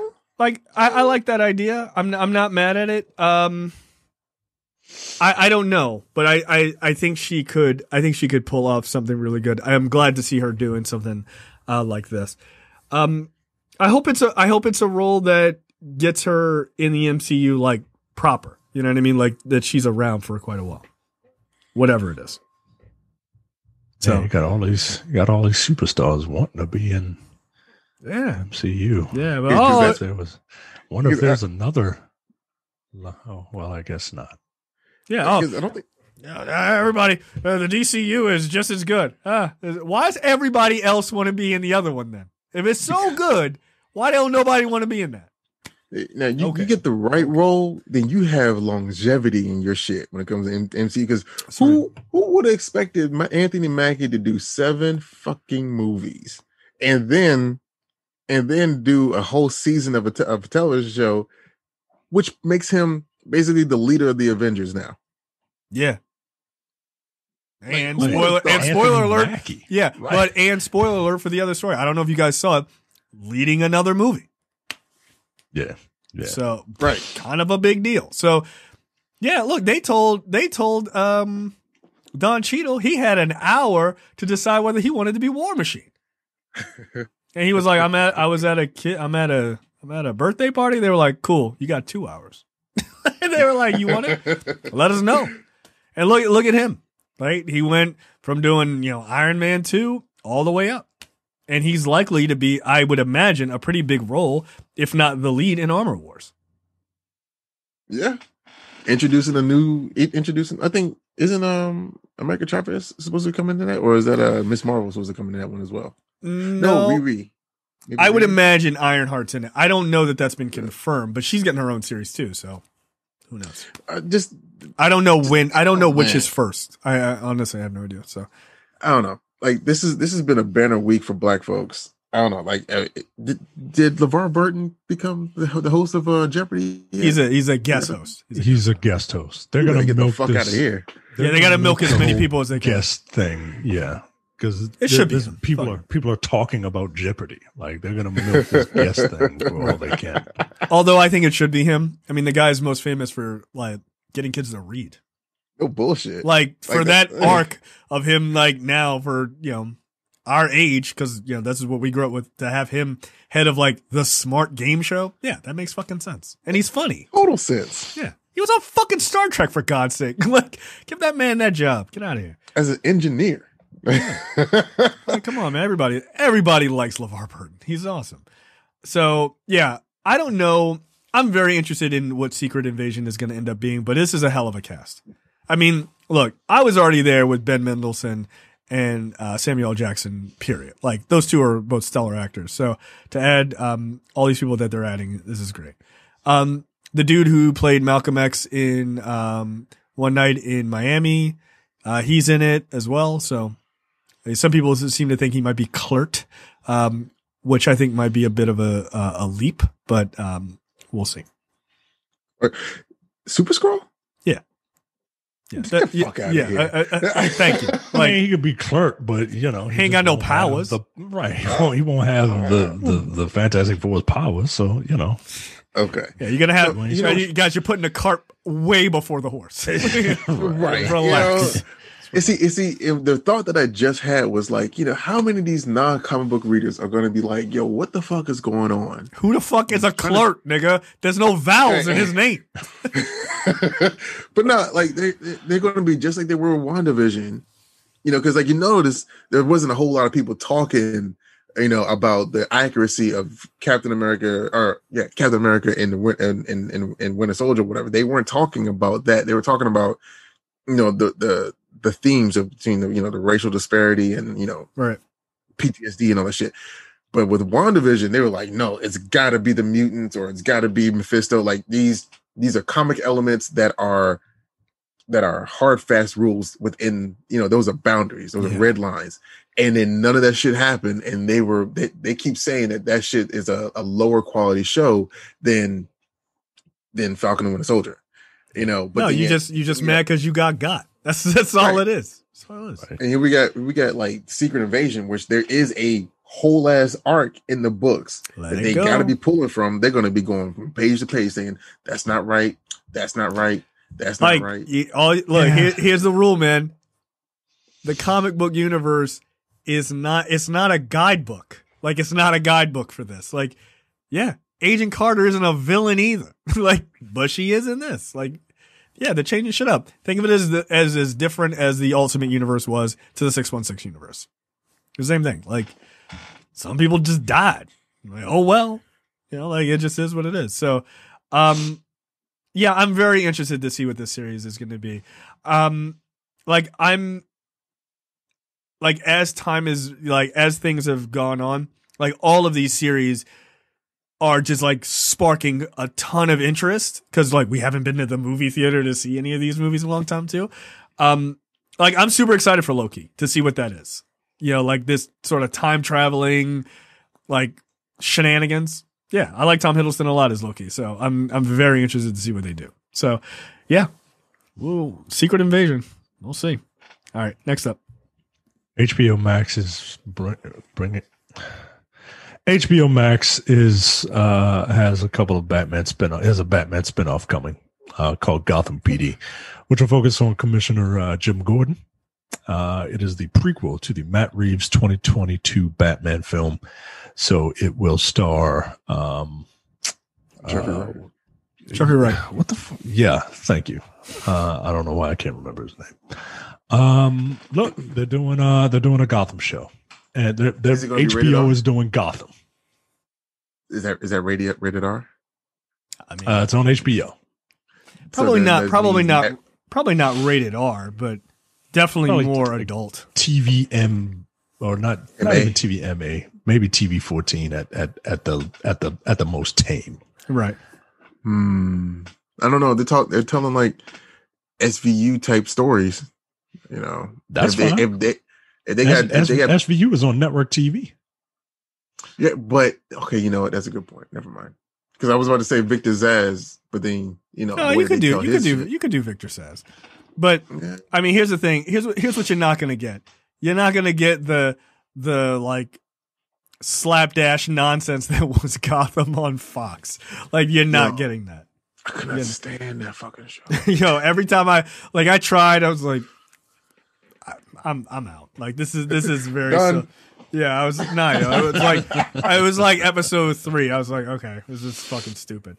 But there is a quote from this is from Greg Rucka. He says they're making sure that, or actually no, wait, this is I'm sorry, it's from Ed Brubaker. He says they're making sure that they don't call it Gotham Central, and it's more of a spin-off from the movie. It's like the Jim Gordon show. I was like, maybe they're really going to make Gotham Central this time. And so I reached out to the producer who works with Matt Reeves. He said, no, that's not really Gotham Central. Like, but probably. Like, you know, they're like, we don't want to steal your shit directly. Although, look, frankly, Greg Rucka and Ed Brubaker, I need to read Gotham Central because those are two of my favorite comic book writers. So I would definitely be into that. Look, a more serious Gotham PD, focus show, I'm cool with that. Like, I don't need it to be, Batman's 12, but eventually by the end he'll wear the suit. And it's like, I don't need all that. Like, stop teasing that. It's stupid. That was the biggest issue Gotham did, in my opinion. But he's 12, but like, crap. Here's all his rogues. Yeah, like they all like 58 years old. Like, there's all his grown ass men rogues gallery. Like that shit just didn't make any sense. Did you ever see the finale, like the clip of the finale at the end of Gotham? Oh, I watched it. I've watched it several times, and I've laughed my ass off. He's just like he's like a skinny man. Yeah, he's like, he's Batman. Yeah, at the end. Yeah, because kids grow super fast. Like this kid is like 18 or 19 by the end, maybe 20, and he's like, we need a dark night or some cheesy line like that. And they look up and it's like they pan all the way up and how they could see him from where they were, I have no idea. I'm like, wow, your vision's amazing. And it's him in the fucking suit at the end, standing on like the edge of a building. So yeah. It was the worst. Yeah, it looked pretty bad. It's between that and The Gifted. Yo, that show fucking sucks. I don't understand why people like that show. That show sucked. I haven't even gotten to Batman yet, and I'm looking at the Penguin and the Riddler. Yeah, and it just oh my lord, the worst, dude. That show is the fucking worst. I'm guessing that's Harvey Bullock. Okay. Yeah, all right. Batman. Yo, the picture of Batman at the end is horrible. Like it's horrible. Oh. People love this shit. I don't. They did. My dad loved this show. He's like, Mike, you watching Gotham? Like, no, it's not on. It's not on my radar. Holy mother! And then they look up, and there he is. It all led to this. 8 fucking seasons of that shit. 8 years, huh? I was in pain every single year this shit got renewed. I was like, I was frightened. What's the news? Fuck. I was like, it's like, what? Wait, does the bat signal not have a bat on it? No, not yet. Not yet. Don't be stupid. What the fuck? Yeah. Why do you have it then? Why do you have it? Why do you have it at all? Yeah, you're asking questions that are 8 years too late. It's for the blimps. It's for the blimps that fly through in the opening. What, to blind the pilot? No. Fuck. Oh, you're asking for like the actual purpose of those lights on a tall building? Yeah. Why? Yeah. Why do you? I mean, that's a good point. Signal Batman. Yeah, if it's not a signal Batman, it makes no sense. No, it's so that the planes don't hit the building. So the planes don't hit the building. What? Nah, yeah, that's not how that works. No, nigga, the planes don't fly that low in the city. What the blimps do though? No, no, they don't. You try to cover up for Gotham's bullshit. Get out of here. Get the fuck out of here. You love Gotham. Get the fuck out of here. You trying to cover? No, that's the science behind it. Like, nah, that's that shit right there. I'm trying to tell you, like, that's what that was the arguments that I was having with people. Planes don't fly. I wasn't even watching the shit, but I was still arguing about what they saw. That's hilarious. Like usually I would watch something just to hate it so I can have knowledge to talk shit about it. Didn't do that with Gotham. I did that with maybe like 2 episodes. I'm like, why is Selena Kyle 12 years old, fucking like stealing shit? And why is she being seductive with this little dude? Yeah, like, no, I didn't. Not a fan of that. Not a fan of that. Like, this was before I had a kid. So yeah, knock that shit the fuck off. Jesus. All right. Yeah, knock it off. Look, knock it off. If you like Gotham, more power to you. No, less power. For less 8 power years to you. apparently. So no, Jesus, something's 8 wrong with seasons. you. Yeah, that's what you get. All right, my guy, our favorite show's coming back. Master of None is coming back in May. I saw some people were happy, some people were upset. The whole. So I guess nobody gets canceled. Get out of here. Yeah, Get out of here. I really need you to reevaluate that whole situation with 2 people who are on a bad date. Yeah. Look. If you're wondering, will he ever address it? He did. In the most in a stand-up special, and it was fucking awkward. It was awkward, and props to him. He fucking laid that shit out. I give him credit. That shit did not make me feel comfortable even watching it. I'm like, God. Ooh, all right. Here's the thing, though. The season is expected to be a departure for the show and is believed to be focused on Lena Waithe's Oh character, man, God Denise. damn it! Yeah, I don't like that. I don't like that at all. I don't want that. Look, that Thanksgiving episode was great. Again, I like the idea of Lena Waithe a lot. But at the same time, Master of None is about Aziz Ansari and that character in his life. And it is way better when it is about him.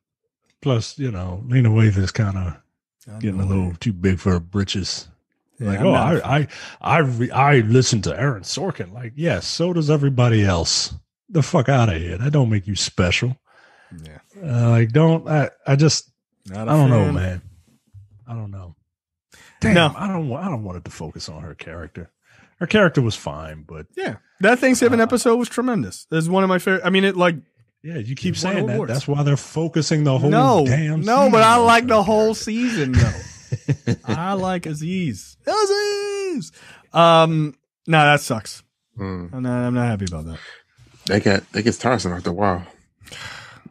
That show was so fucking good, man. That show was was very good. It was amazing. But we'll see. We'll see. Maybe I don't know. I don't know. Reading that kind of bummed me out, though. Look, maybe that's what they're telling everybody, so people don't feel canceled, and then they're like, yeah, we're just doing one episode about Lena Waithe. Get out of here. We're bringing our problematic boy back. Knock it off. Movie and TV news this week. HBO's Parasite series is an original story set in the film's universe. It is not a remake. This is something we were all concerned about when this got initially announced. That Bong Joon-ho, who directed Parasite, and Adam McKay were teaming up for an HBO series, and we thought, this is just an American retelling for people who don't read subtitles. Turns out, no, it's not. It's just about a story that lives in that universe. But Adam McKay says that he has been in constant contact with Bong Joon-ho during the pandemic, and as they've been like working and writing through the series. So that's kind of cool. He says, McKay says, occasionally in life you get very lucky, and for me, you get to work with. For me to get to work anywhere near a director Bong's orbit, usually where I hear people say I'm honored, it sounds like bullshit to me, but I'm legitimately honored and having a blast. So, yeah, they're not talking too much about what the series will be about distinctly, but I'm hoping that it's still an Asian cast. Like, I'm also hoping. I mean, people seem to be pro making things with Asian people and East Asian people now, so that's great. So I'm hoping that HBO strike while the iron's hot. Yeah, like it's the new cool thing, guys. So I'm hoping for something good. I really loved Parasite. I thought it was great. Next up, I wrote this because I'm quoting Micah, everyone involved should be fired. That's what you wrote back to me when I sent you the story. Zack Snyder wanted Batman versus Superman to be called Son of Sun and Night of Night. That's the dumbest fucking title I've ever heard in my entire life.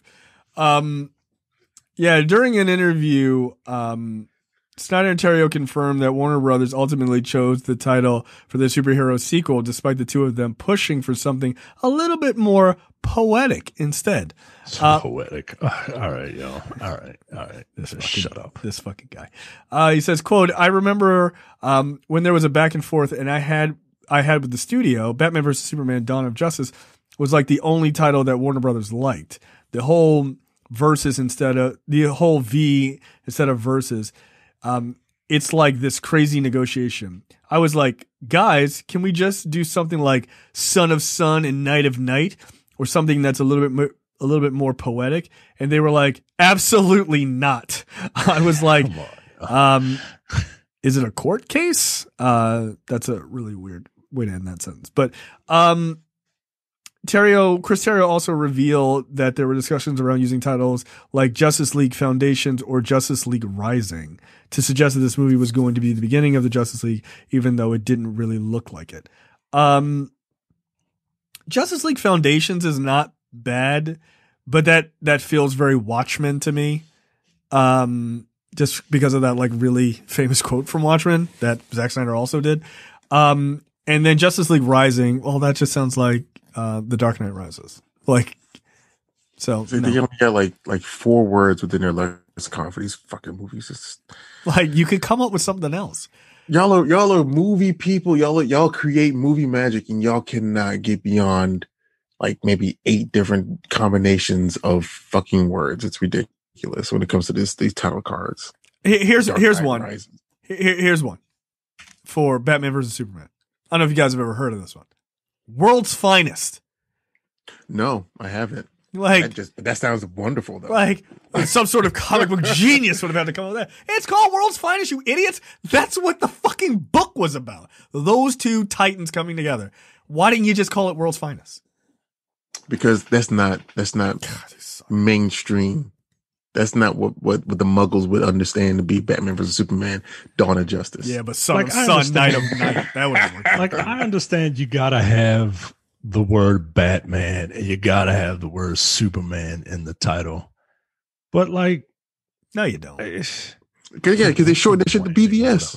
Right. Like, I don't know, man. So you don't know. So you're hating on Son of Sun, Night of Night? They think they're being cute, right? And this ain't the only thing, right? Like, what was the Harley Quinn movie called? The Harley Quinn and the Emancipation Proclamation or some shit. and they were like, oh shit, like this ain't we work. Can't. Yeah, we like nobody's coming to our movie because they don't know what the fuck this is. Let's just call it Harley Quinn and Birds of Prey. Yeah, that's what you should have called it in the beginning. I swear, it's like or it's just not Birds of Prey. Hard. How are you creative and not being creative? I just don't understand. Like that's the question, but I just don't understand the idea of why does the title have to be so fucking long? Like, just look. Here's the thing: you could call it, World's Finest. Just put those 2 niggas on the poster. People are like, oh yeah, Batman versus Superman. Like, all right, cool. Like, that's it. World's Finest. You call it whatever you want. Movies come out every single week that don't have the title characters' names in it. Like, they just don't. It's all right.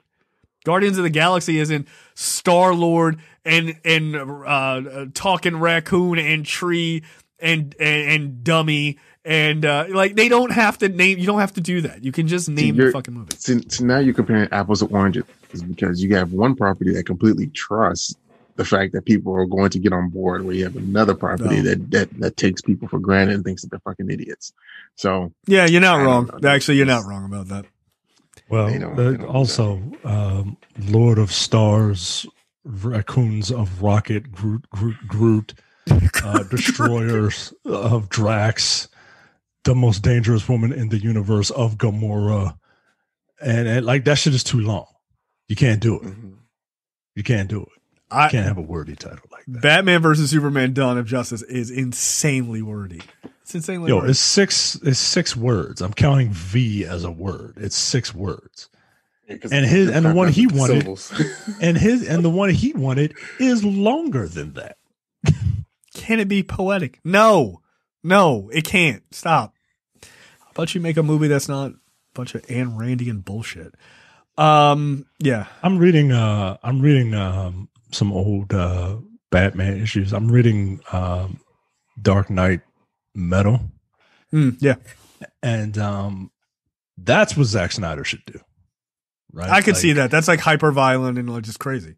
I mean, it's about like it's about like the DC multiverse, but then there's like you know how Stranger Things has the upside down. Mm-hmm.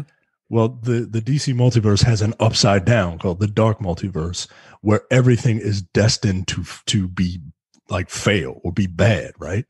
And in one of them, you have Batman who finally kills the Joker, but the Joker gets one last laugh and infects Batman with his Joker toxin, and he becomes the Batman who laughs. And the Batman who laughs is going to different Earths, recruiting other weird Batmen, like one Batman who is a Batman cyborg hybrid and one Batman who's a Batman Flash hybrid. And he's making a team together. He's getting a team together to take over the Right Side Up multiverse. Like, that's the dark, weird shit that Zack Snyder should be doing. Yeah, that makes sense. Instead of, taking care of a character who does right by people for no reason, and he's fundamentally incapable of understanding that because of his dumb political philosophy. Which is weird because of all the Christ-like allegories that is shown in his version of Superman, right? Yeah. Like, if you're going to have these Christ-like allegories, you can't fundamentally be an objectivist, because that's not what Christ was, right? Like, it's all about helping people. But can you imagine if Jesus just comes down and is just like, you on your own, B? Why would I help you? Here's a counterpoint. Libertarianism is fucking dumb, and it doesn't make any sense. It doesn't. As a political philosophy, it doesn't make any sense. It's for fucking 13-year-olds. So it makes a lot of sense that he made Sucker Punch, now that I think about it. Next up, Sony and Disney reach an agreement on streaming films. This is a huge deal. We'll get Spider-Man stuff in Disney Plus. That's dope. Great. Boy, did Disney really lose in this deal, huh? Right? Is that what I was told? Disney and Sony have reached a multi-year deal for post-pay one release window. A pack that will make Spider-Man and other major franchises eligible to stream on Disney Plus for the first time. The flagship streaming service and Hulu are among many platforms covered by the agreement, which the official announcement called unprecedented. A host of platforms under the Disney tent are involved, including ABC, FX, and Freeform. No specific plan for Disney Plus has been yet finalized. But Marvel fans have been wondering when Spidey and others would appear alongside the rest of the streaming stable. So theatrical releases from 2022 to 2026 will move to Disney after their runs on Netflix, which earlier this month announced a deal with Sony for Pay One exclusive, as well as co-production rights to direct-to-streaming films. Library rights to franchises such as Spider-Man, Jumanji, Hotel Transylvania, and others are a part of this package. So, yeah, this is a big deal. The biggest readout I can get from this, besides like, hey, you can get like these Spider-Man things and other Sony stuff all over, is Sony is struggling. You don't sign these kind of deals unless you are really hurting up for cash. What benefit is Sony? I mean, they're getting some monetary benefit, but to put their stuff on Disney Plus, that only drives subscribers to Disney Plus.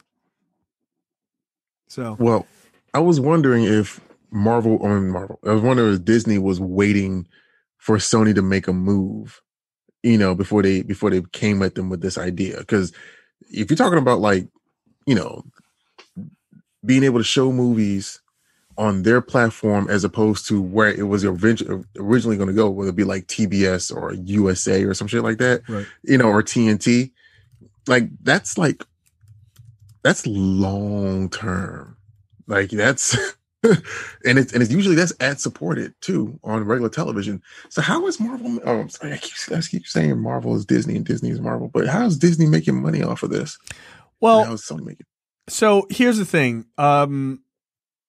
Apparently through this deal, Disney will likely pay, or Sony will make a rumored $3 billion from this deal. But that's over several years. That's nothing to Disney. What's $3 billion? Who gives a shit? 2 movies. What's that? 2 movies. Right. That's what I'm saying. Who gives a fuck?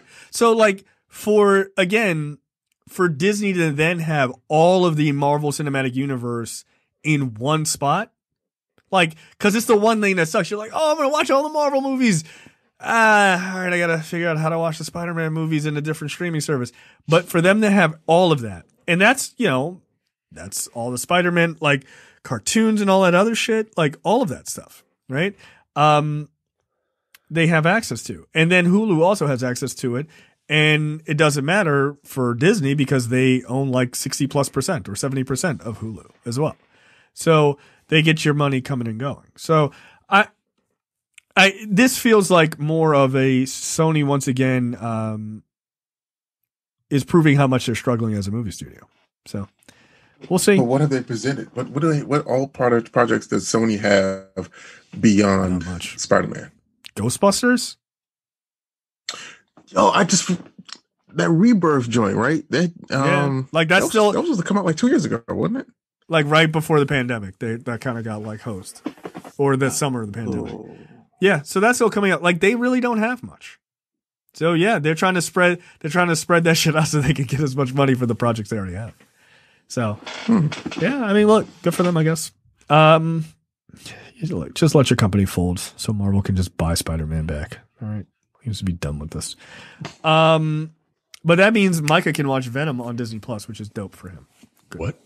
Yeah, you heard it. Anyway, next. I don't know what you're talking about. Yeah, all right. Next. Micah, did you ever get to King in Black? Not yet. I got a backlog. I might have to. I don't like just going to Comics Explained. He does. Comics Explained in particular does a very, very good job. But yeah, that guy knows a fuck stuff. Yeah.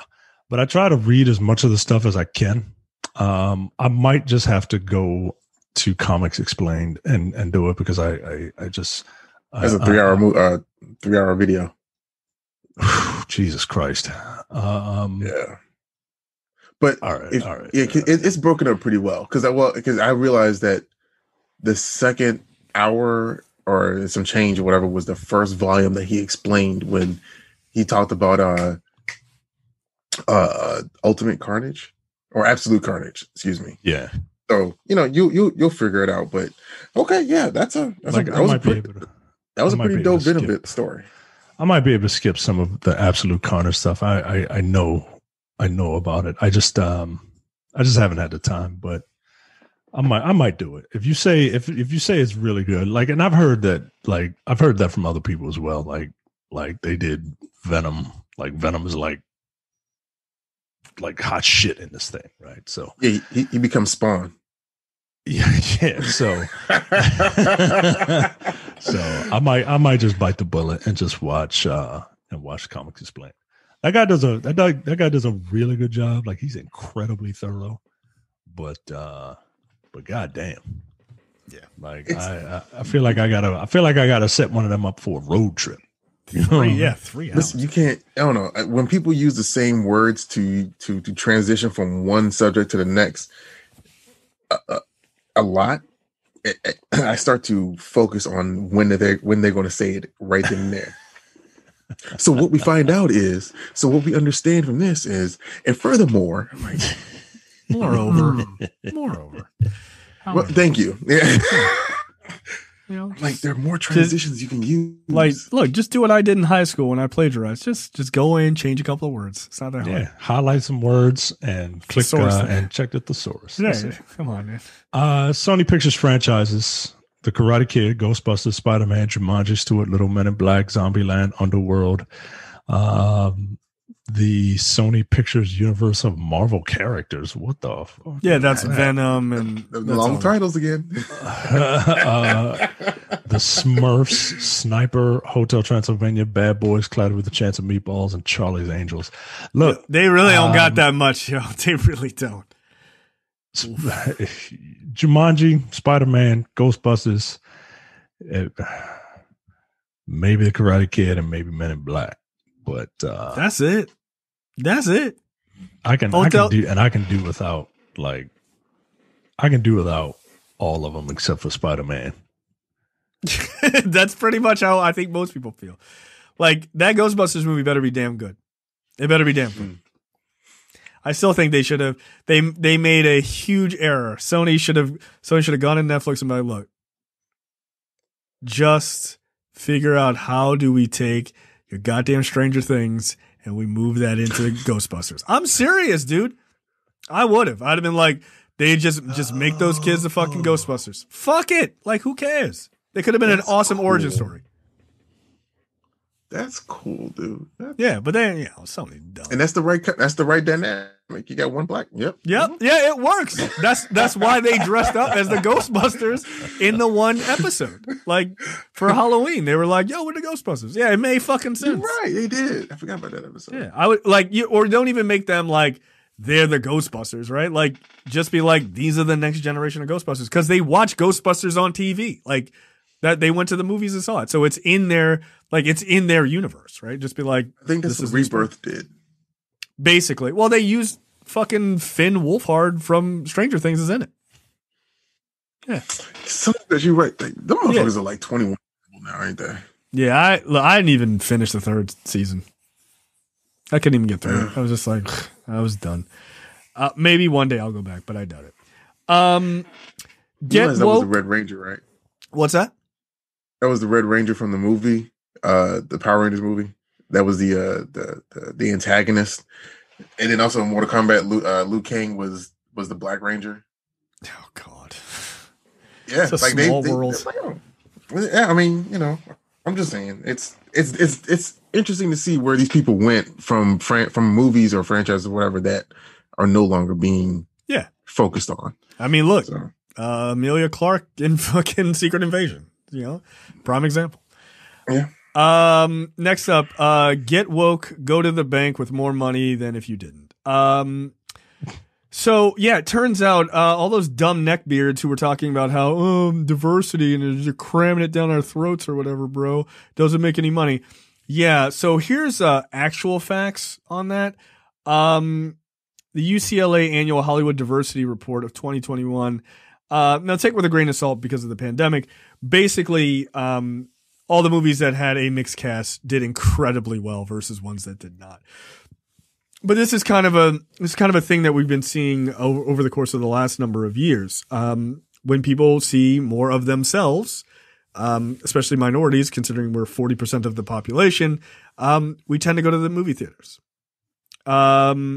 2020, people of color accounted for the majority of opening weekend domestic box office for 6 of the top 10 films, ranked by global box office, and half of the box office for the 7th top 10 films. Similarly, households of color punched above their weight when it came to movie viewership for 8 of the top 10 films released on streaming platforms in 2020.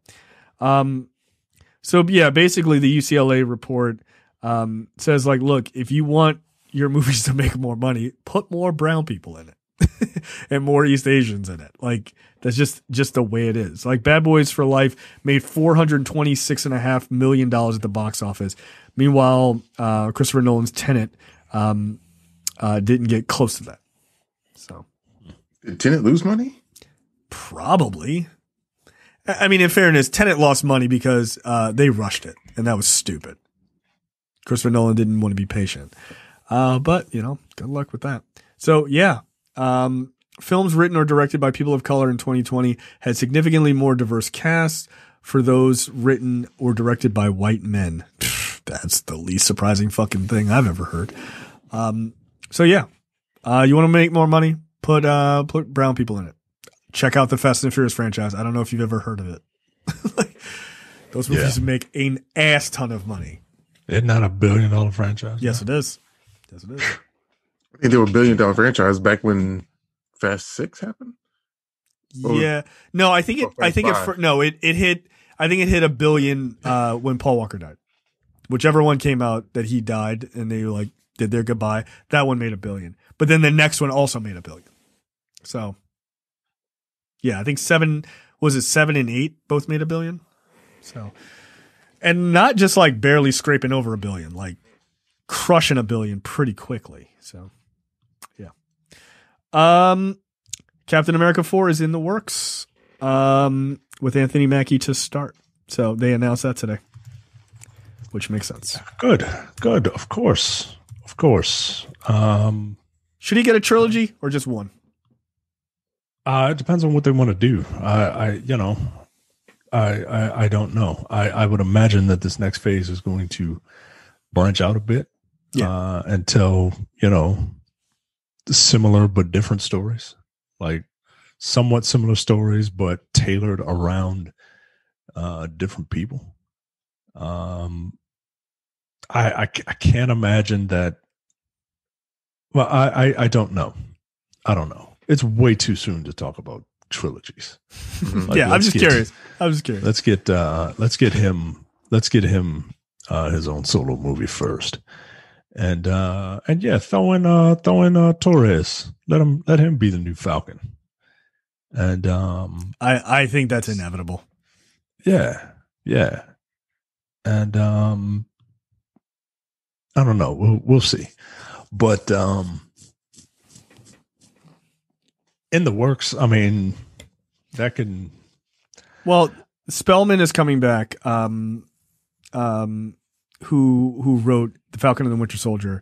Malcolm Spellman. He's back to co-write it with another person in the writers' room, Dallin Moosen, who's a staff writer for Falcon and the Winter Soldier as well. So they're going to work on it.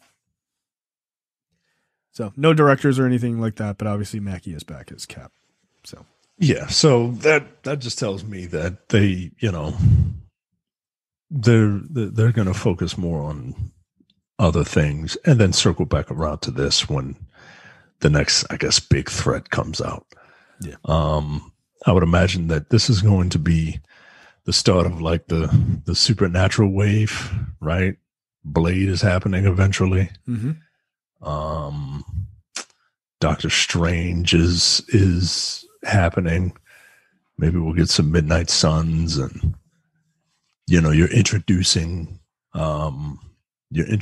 characters like Moon Knight, played by like movie stars. So all bets are off when it comes to people being in these Disney Plus TV shows and being in the movies. Like they're all interchangeable.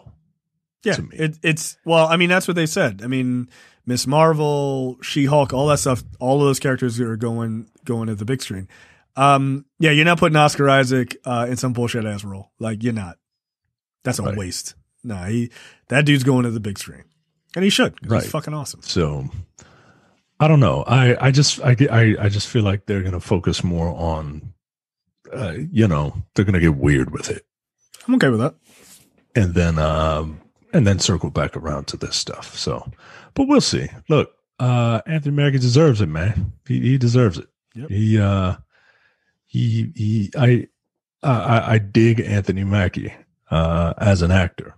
Like, this has gotten me to watch some other stuff that he has done, and he's always been pretty good. You just got to give him the right stuff, right? Like, playing Takeshi Kovacs is not the right thing for Anthony Mackie. Him playing a robot man was not it. That's what they tell me. That movie was hard. He's got that other movie. You can tell Captain America and the Winter Soldier is popular because he's got that other movie Synchronic. Yeah, and it's like number 1 on Netflix. We were like, we need more Anthony Mackie shit. Like they just want to see this dude and stuff. So that's awesome. Good for him. I heard that was okay. So I'm interested to watch it. It looked fascinating. All right. What the fuck brought to you by JTD. Micah, take it away. A couple has changed houses 18 times in 3 years. What? Due to the wife's fear of cockroaches. I think y'all bringing them with you. Bullshit. Like 18 houses. Like, I mean, I'm sorry. Like, you guys are the lowest common denominator. Is all the houses, all of them? All right.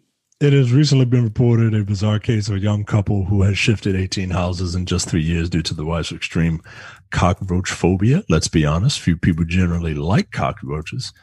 Especially the ones that they find crawling in their kitchen. But how many people do you know would have moved out of their homes repeatedly because of cockroaches? Well, that's exactly what this couple in this place did. And they have been doing for the past 3 years, hoping to finally find a cockroach-free house. However, after no less than 18 moves in 3 years, the wife's extreme fear has taken a toll on their marriage, and the exasperated husband is now preparing to file for divorce. Yo, your wife is dirty or you're dirty. One of the two. Where is this from? I'm going to be racist. China. I'm going to say Minnesota. Jay, tell your wife to get her people. I knew it's got to be one of them. I knew it's going to have to be one. I knew. I didn't want to say it. I didn't want to say it. See, I was trying to move the racism. I was trying to move it east. The husband who works as a software engineer, shocker,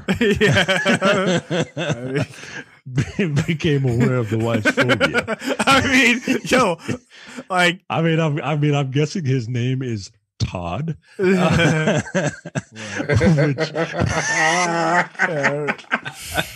Thank you for calling this help desk. My name is Todd. No, it isn't. All right, I shouldn't do this. I'm sorry. No, my mom doesn't. My wife, rather. My wife does an amazing accent. That's great. Which actually has a name, which I'm not going to pronounce. I'm just going to call it cockroachophobia.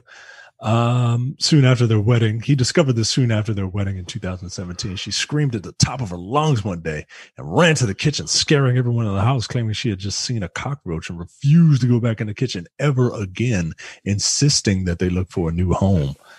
Yo, you get over it, lady. Nah, yo, she's right. Nah, she's right. Karen shit. She right. Nope, she's 100% right.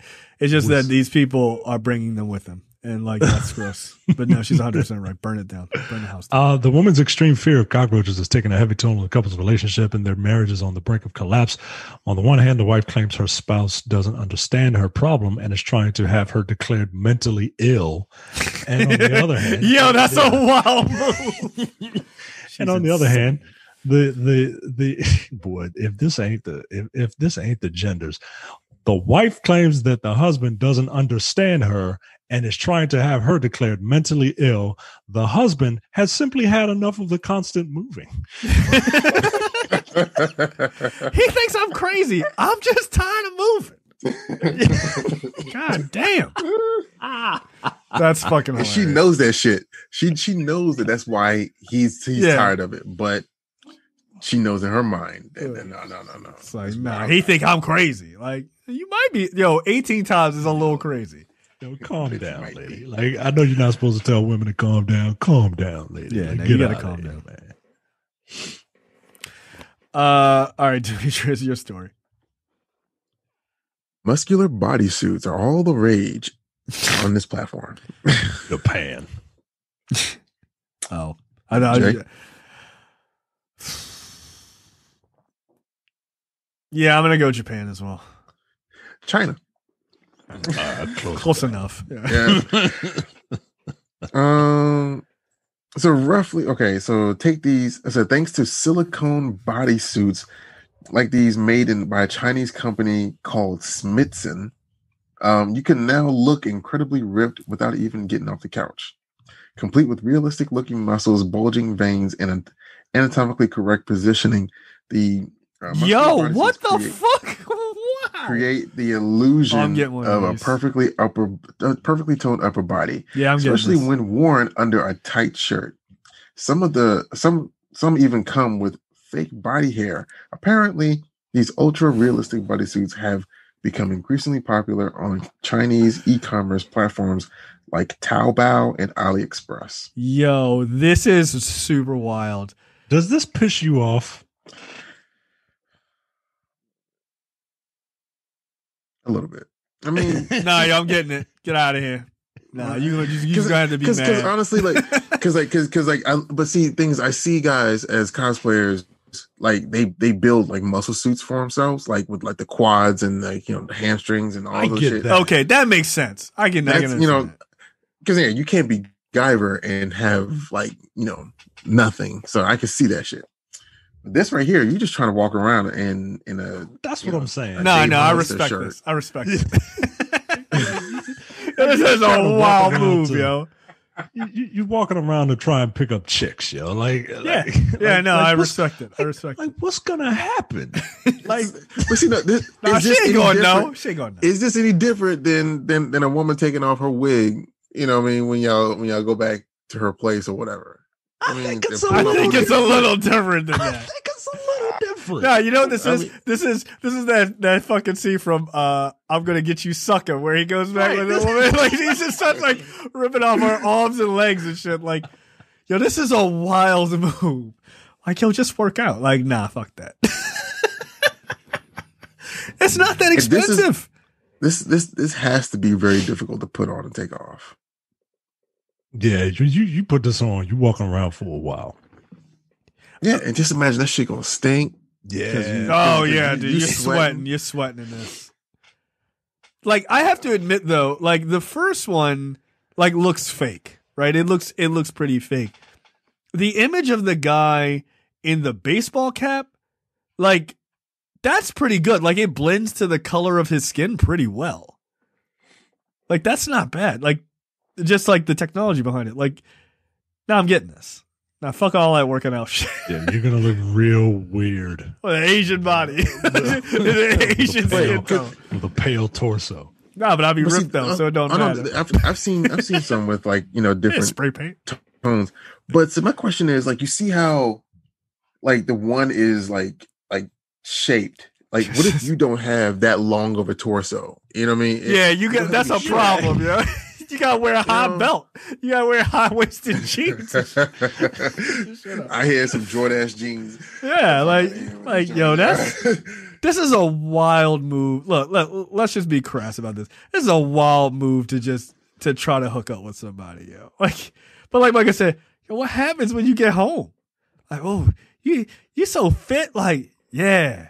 All right, you take your shirt off. Well, all right. I like to keep my shirt on. Oh no, I don't see none of this like catering to any like guys that have like wide waists. So yeah, that'll work for you. Like you got to be a skinny dude, right? You still got to have at least that V shape to make this work. You got to get in shape to get a fake. You can't be a pear. You can't be like Homer Simpson and think that you're just gonna have abs on top of your shit, and it's not gonna look.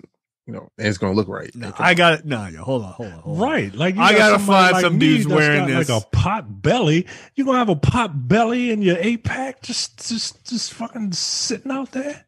No, I gotta find dudes wearing this who are not of that shape. Like this is fucking crazy. Wow, yo, what does that smell like? Desperation. Yeah. No, you nailed it. That's 100% it. Like, I mean, diets are hard. Going to the gym and working out is hard. But you know what? I mean, hold on, yo. You got to see this image. Difficult. Yo, this image is wild. This is, oof. Good Lord, what is happening? Nah, yo, I'm getting one. Nah, fuck y'all. Fuck all that. Fuck all that summer body bullshit. Oh, wait, hold on. Oh my God. These images are too good. I don't know if this is a man or a woman wearing this, but this is basically what we're talking about. Ew. Exactly, yo. Come on, yo. This is the image for the episode. This is amazing. Don't get flagged now. Oh, damn. But see, look, she's probably got a heavy chest for them to be.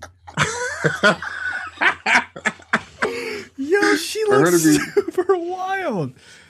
For her chest to poke out that way, she's got to have. So that means our theory is correct that if you got a pot belly, then you gonna have a 6-pack that's just gonna be over a pot belly.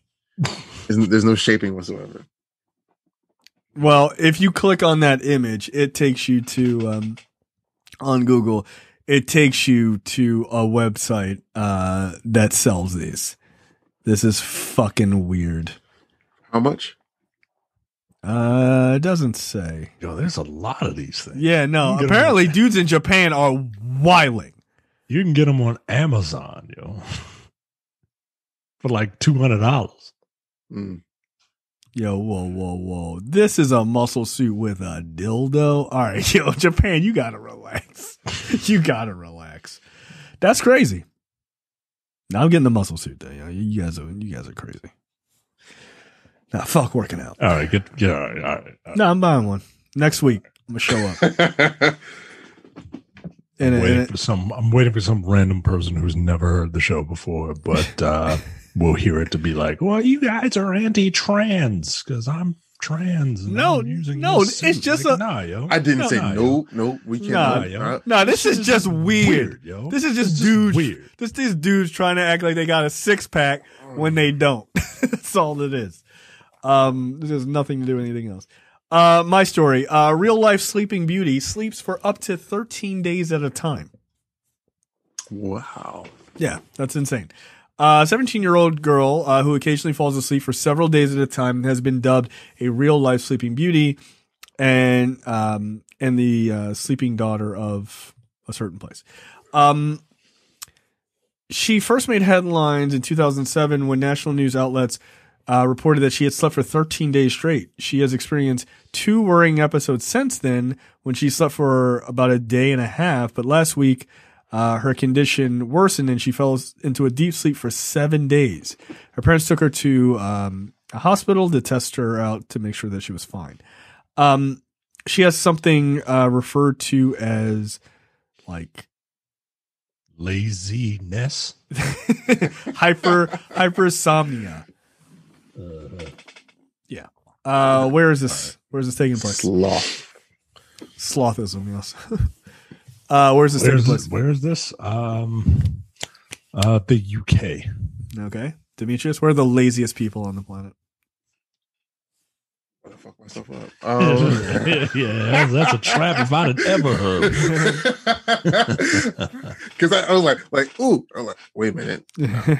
Let me not fuck my money up.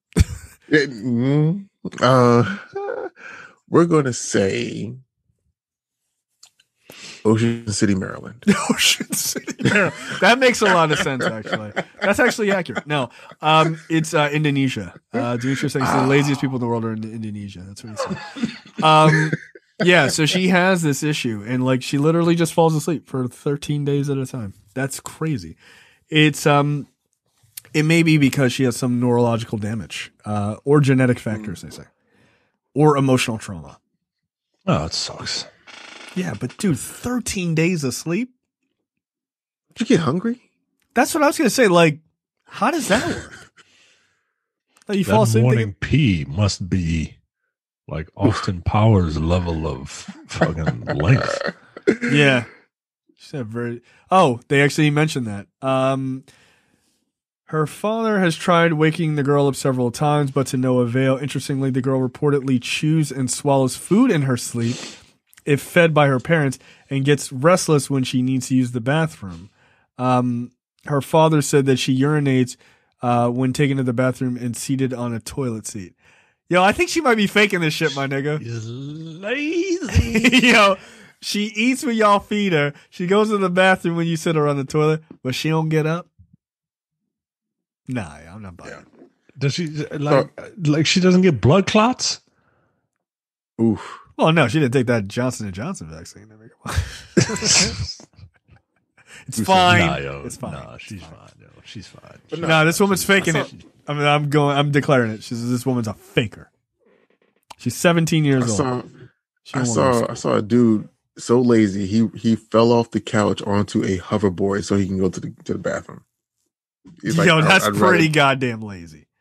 I'd rather shift as opposed to, and they let my legs drag as opposed to and like risk hitting the wall as opposed to just walking over there. Get the fuck out of there. Yeah, no. Okay. Oh, no, she's faking it. She's a liar. Next up, trailers this week. Love, Death, and Robots Volume 2. Yes. Yeah, I love the first one. More. Yeah. This was such a fun series. I really like it. And I don't really have much to say because I don't know what's going to happen in this one. Do you remember what your favorite one was? I really liked the first one I saw, which was like the mind-controlled like fighting tournament. Like vicious like monsters fighting each other. That one was cool. The death battle and like she was like inside. Yeah. That was a good one. Yeah. Didn't they show them in different order for everybody? Was that the deal? I think so. I remember. Really? I think a couple people had different orders because I would say, yeah, I like the second to last one or like the seventh one. And they were like, well, which one was that one? I was like, the one with the werewolves. And they're like, oh no, that was like the first one for me. Yeah, I think they played out of order. Was that the military one? Yes. Yeah, I like that one. I liked the one the one that was in space. Talking about the spider chick. Yeah, I like that one. Yeah, that was fucked up. Yeah, that's why I like it. I like the one. I can't. I think the easier question will be which one didn't you like? Because I like. Yeah, I like kind of all of them. Yeah, I like the one. It was like the farmers, and they were like fighting off an alien invasion or whatever. Mm-hmm. It was they were kind of like the Zerg or whatever, but it was played a lot lighter than it wasn't played like super serious. That was kind of fun. That's a purpose for a PSP game. Yeah, I could see that. Yeah, so Love, Death, and Robots Volume 2. Yeah, this is a fun series. I guess it's pronounced Shang-Chi is what I'm hearing now. Shang-Chi. Shang-Chi, Jay. Shang-Chi. Shang-Chi? Yeah, like Shang-Chi Town. Sure. This is an Asian guy from Chicago. Mm. I hate you. He was only there for 10 years, though. Anyway, and The Legend of the Ten Rings. This is a teaser trailer. Yeah, it looks really good. I've listened to that music so many times.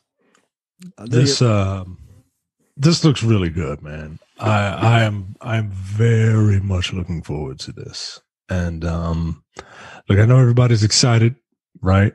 I'm gonna need people to not go to the theater dressed as your favorite Asian. Don't do that. Don't do that. Don't do that. Like you see you saw a lot of people in like kente cloth and stuff like that, but they were black people, right? Don't do that. I'm gonna need y'all to let the Asian people go ahead and dress up in whatever traditional garb they want to wear, and you can be a cheerleader, but don't dress like them. Yeah, and look, don't be that one black dude with the Chinese hat that be selling like waters downtown and shit. Don't do that. Don't wear that hat. Don't be a black dude with the big thick prayer beads. I went to college with a guy who had prayer beads like he was fucking Akuma or some shit. But I was like, well, cosplay dudes do that, but he was doing that shit unironically. There's that. I was like, a lot of people are going to go dressed as one of the versions of Bruce Lee that they're most familiar with. Oh, don't do that. just let East Asian people have this. Just let them have it. But since you said it and it clicked, as far as going back to Mortal Kombat, that whole Raiden riding the lightning part that he just whenever he teleports, straight out of Big Trouble out of Little China. Like that shit was so fucking awesome. Every time Raiden was on the screen, I was like, all right. I was hoping he was going to do more, but that was cool. He just reached out and just okay. Back to the Shang-Chi. This I think looks the vibe of the trailer very, very much is similar to Black Panther's trailer. At least for me, like the music and everything had a pretty similar vibe. But it is uniquely very East Asian and Chinese specifically.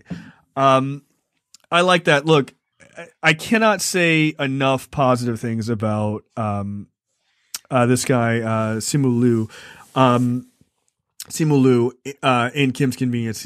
He is really quite funny and like he has really good charisma. So he's gonna fucking nail this role, I'm sure. It looks fun. It just looks like a really fun movie, and the action looks really well done. So yeah, I'm looking forward to this like a lot. Yeah, man. I'm a fan of Awkwafina. I think she's funny. I like the look of this. Look, if you're a black dude of a certain age, you grew up on martial arts films, specifically like Chinese martial arts films. You used to watch them every Saturday afternoon. And yeah, man, like this is bringing me back to stuff like that, man. This is Marvel's take on like a wire fu movie, and I'm looking forward to it. The shit looks fucking dope, man. Yeah, it's long overdue.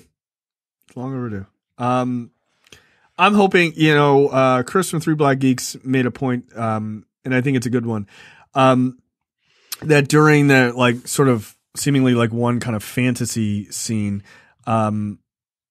that's possibly the first Iron Fist, which is kind of cool. Like maybe they are alluding to that and, or maybe not alluding to it, but bringing that into the sort of mythos to then sort of build towards that, which is pretty cool. Like, I like that idea. Frankly, I'm glad that like the first martial arts character inside the MCU, like a direct martial arts character, is Asian and not a white character like Iron Fist. Like I actually, like Danny Rand. I appreciate that. So yeah, this looks good, man. It looks good. And I like that they didn't show his power in the teaser trailer.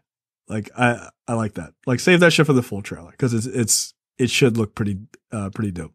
So I just hope that fight choreography is really good, man. Like I hope the fight scenes aren't edited to hell. I hope the stuff looks fucking awesome, man. Yeah. Yeah, like what are your thoughts on the Mandarin's the 10 rings, like the MCU's interpretation of that, which is bracelets instead of actual rings on their hand? It makes sense to me, right? Like put two rings on next to each other and see how that feels. Yeah, don't work. Well, Jordan does it all the time. Yeah, well, he's a psycho. He's a weird dude. Yeah, no, it doesn't work, right? And then, I heard people make mention that, you get it's too like similar in looks to like the Infinity Gauntlet, right? With gems on your fingers and stuff like that. So it won't really work. So I don't know what the tradition is of, having like wristlets on. Like I think that's some sort of Asian tradition. I don't know. I'm ignorant. I don't know about East Asian, but I mean, in some parts of Asia it does. Yeah. But it looks dope. Yeah, it just looks fucking badass. Who cares? It looks dope. So, that's honestly, I think a lot of people who are going to be watching this are going to expect some sort of like mystical element from Shang-Chi, and the fact that he's just like the master of Kung Fu, that might be a little hard to digest, especially at the. I mean, but then at the same he's time, got superpowers though. Like he does. What are they? Like he can make multiples of himself. Yeah. Yeah, that's the part that I think that's what they're saving for the full trailer. Like, so because yeah. Okay, go ahead. No, I'm just saying. I think they're gonna have some of the. I mean, they're gonna have some of those sort of fantasy elements to it. Absolutely. I mean, that's it. The fantasy elements are going to come from the 10 Rings part, but we just came off of Falcon and Winter Soldier, and a lot of people were having that dumbass discussion that Sam can't fight. That website is trash. I'm sorry. But I mean, it's just visually speaking, I hope it's not a whole lot of wire foo. I hope it's like did y'all see that teaser of this teaser where he he and two other stunt people, did like a practice fight? Yeah. Like that was dope as shit. Like if it's like that kind of kung fu, like throughout the movie, and not the whole slow motion. I'm so sick of slow motion. But if that is like it, then I think it'll be like a return to like kung fu theater, and I think people will want to see that. That'll be dope. But remember that whole thing where Marvel used to, before the pandemic, used to release movies on days that were really specific to whatever the subject or whoever the star was of the movie. Yeah.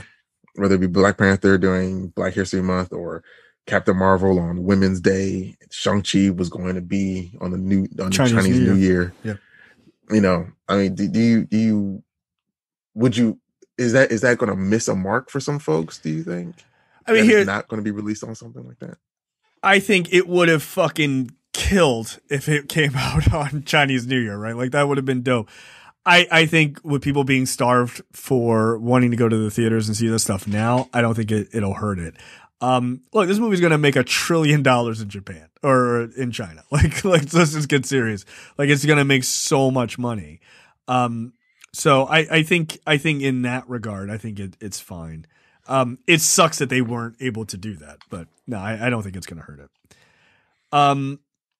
It'll be interesting. I think my guess is that the wire fu stuff is going to have way more to do in those like fantasy moments where you see who some people think is the original, Iron Fist and stuff like that. I think when they're like doing those flashbacks, I think you'll see that kind of wire fu stuff. I think the modern fighting looks to be more of what you were talking about. And I'm just taking that from that video that I saw that you're referencing.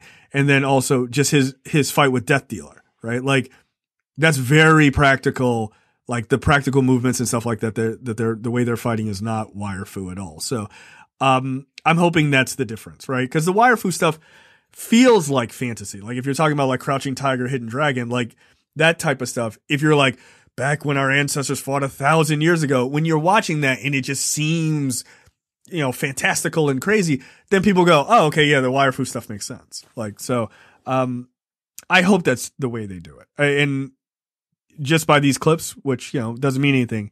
But that's at least the feeling I get. So we'll see. We'll see. And also I like that Ronnie Chang is in this because that dude is fucking hilarious. He is a criminally underrated, comedian. Criminally underrated. All right. Any parting words before we get out of here? I was on a podcast. Gross. Called Truth, Lies, Shenanigans. And it was episode 29, 28, 29, something like that. I have a good time with those people, and you should check me out there. I'm trying to find the episode that I was on because did you guys talk about Concrete Cowboy? We talked about Concrete Cowboy, Promising Young Woman. I was on episode 29, which was released on Tuesday. So go listen to me talk about it. And then go listen to Black on Black Cinema for my expanded thoughts. There you go. Demetrius, I know you have some stuff to talk about. So this past week, the May issue of Men's Health magazine released with an expose on Black cosplay, and the article mainly focuses on me, but it definitely highlights other great cosplayers and also features work from various Black photographers. And then just the other day, was it yesterday? Yeah, it was the day after my birthday. I just happened to log on to I just went on to menshealth.com, and I'm at the very top of the fucking page. Nice. And I saw the pictures, man. That was awesome. Dog, that was a day. Thursday was. Oh shit! Day. Yeah, there you are. Like, you don't even have to look for us. Like, I was thinking, like, damn, we're not at the bottom of the page. We're not near the kitchen. We're not near the bathrooms. We're in the middle of the restaurant, center stage. So it was a team effort. I will always right there. I can't believe. I just to stop you for a second, I am super impressed with the money that you spent on that bodysuit for this. Right, in 2019, when before it was a thing. Yeah, before it blew up. Yeah, no, I know. You got it. You pioneer. I see. I got it on the ground floor. Yeah. But yeah, I'm really thankful for everybody that was able to participate in that thing. And they even have like the 1 minute little mini trailer for our Black He-Man show that we put together at the bottom of the page, and it's doing pretty awesome. So I'm wondering if there's other stuff that's going to come from this. But I am just super glad that the Black cosplay community is getting the well-deserved shine that it should have gotten a long time ago. Nice. So that's where I'm at with that. Till all are one, and the proliferation of minorities within mainstream media, baby. All right, there you go. All right. Well, congratulations. That's dope, man. That's like super dope. Yeah, and I saw the first comment. This is what divides us. Why does everything have to be about race? Shut the fuck up. Yeah, I handled that one. Yeah, no, I saw. I read your comment. It's like thumbs down. Go. Shut up, nerd. All right, that's it for us. We will see you guys next week. I'll be on. Just as a heads up, I'll be on Horse and Hound magazine. I'll be on the cover of that next month, so no big deal. That's a joke. All right, so we'll see you guys next time. See ya. Bye. Has nobody watched Notting Hill before? God, you guys are the worst.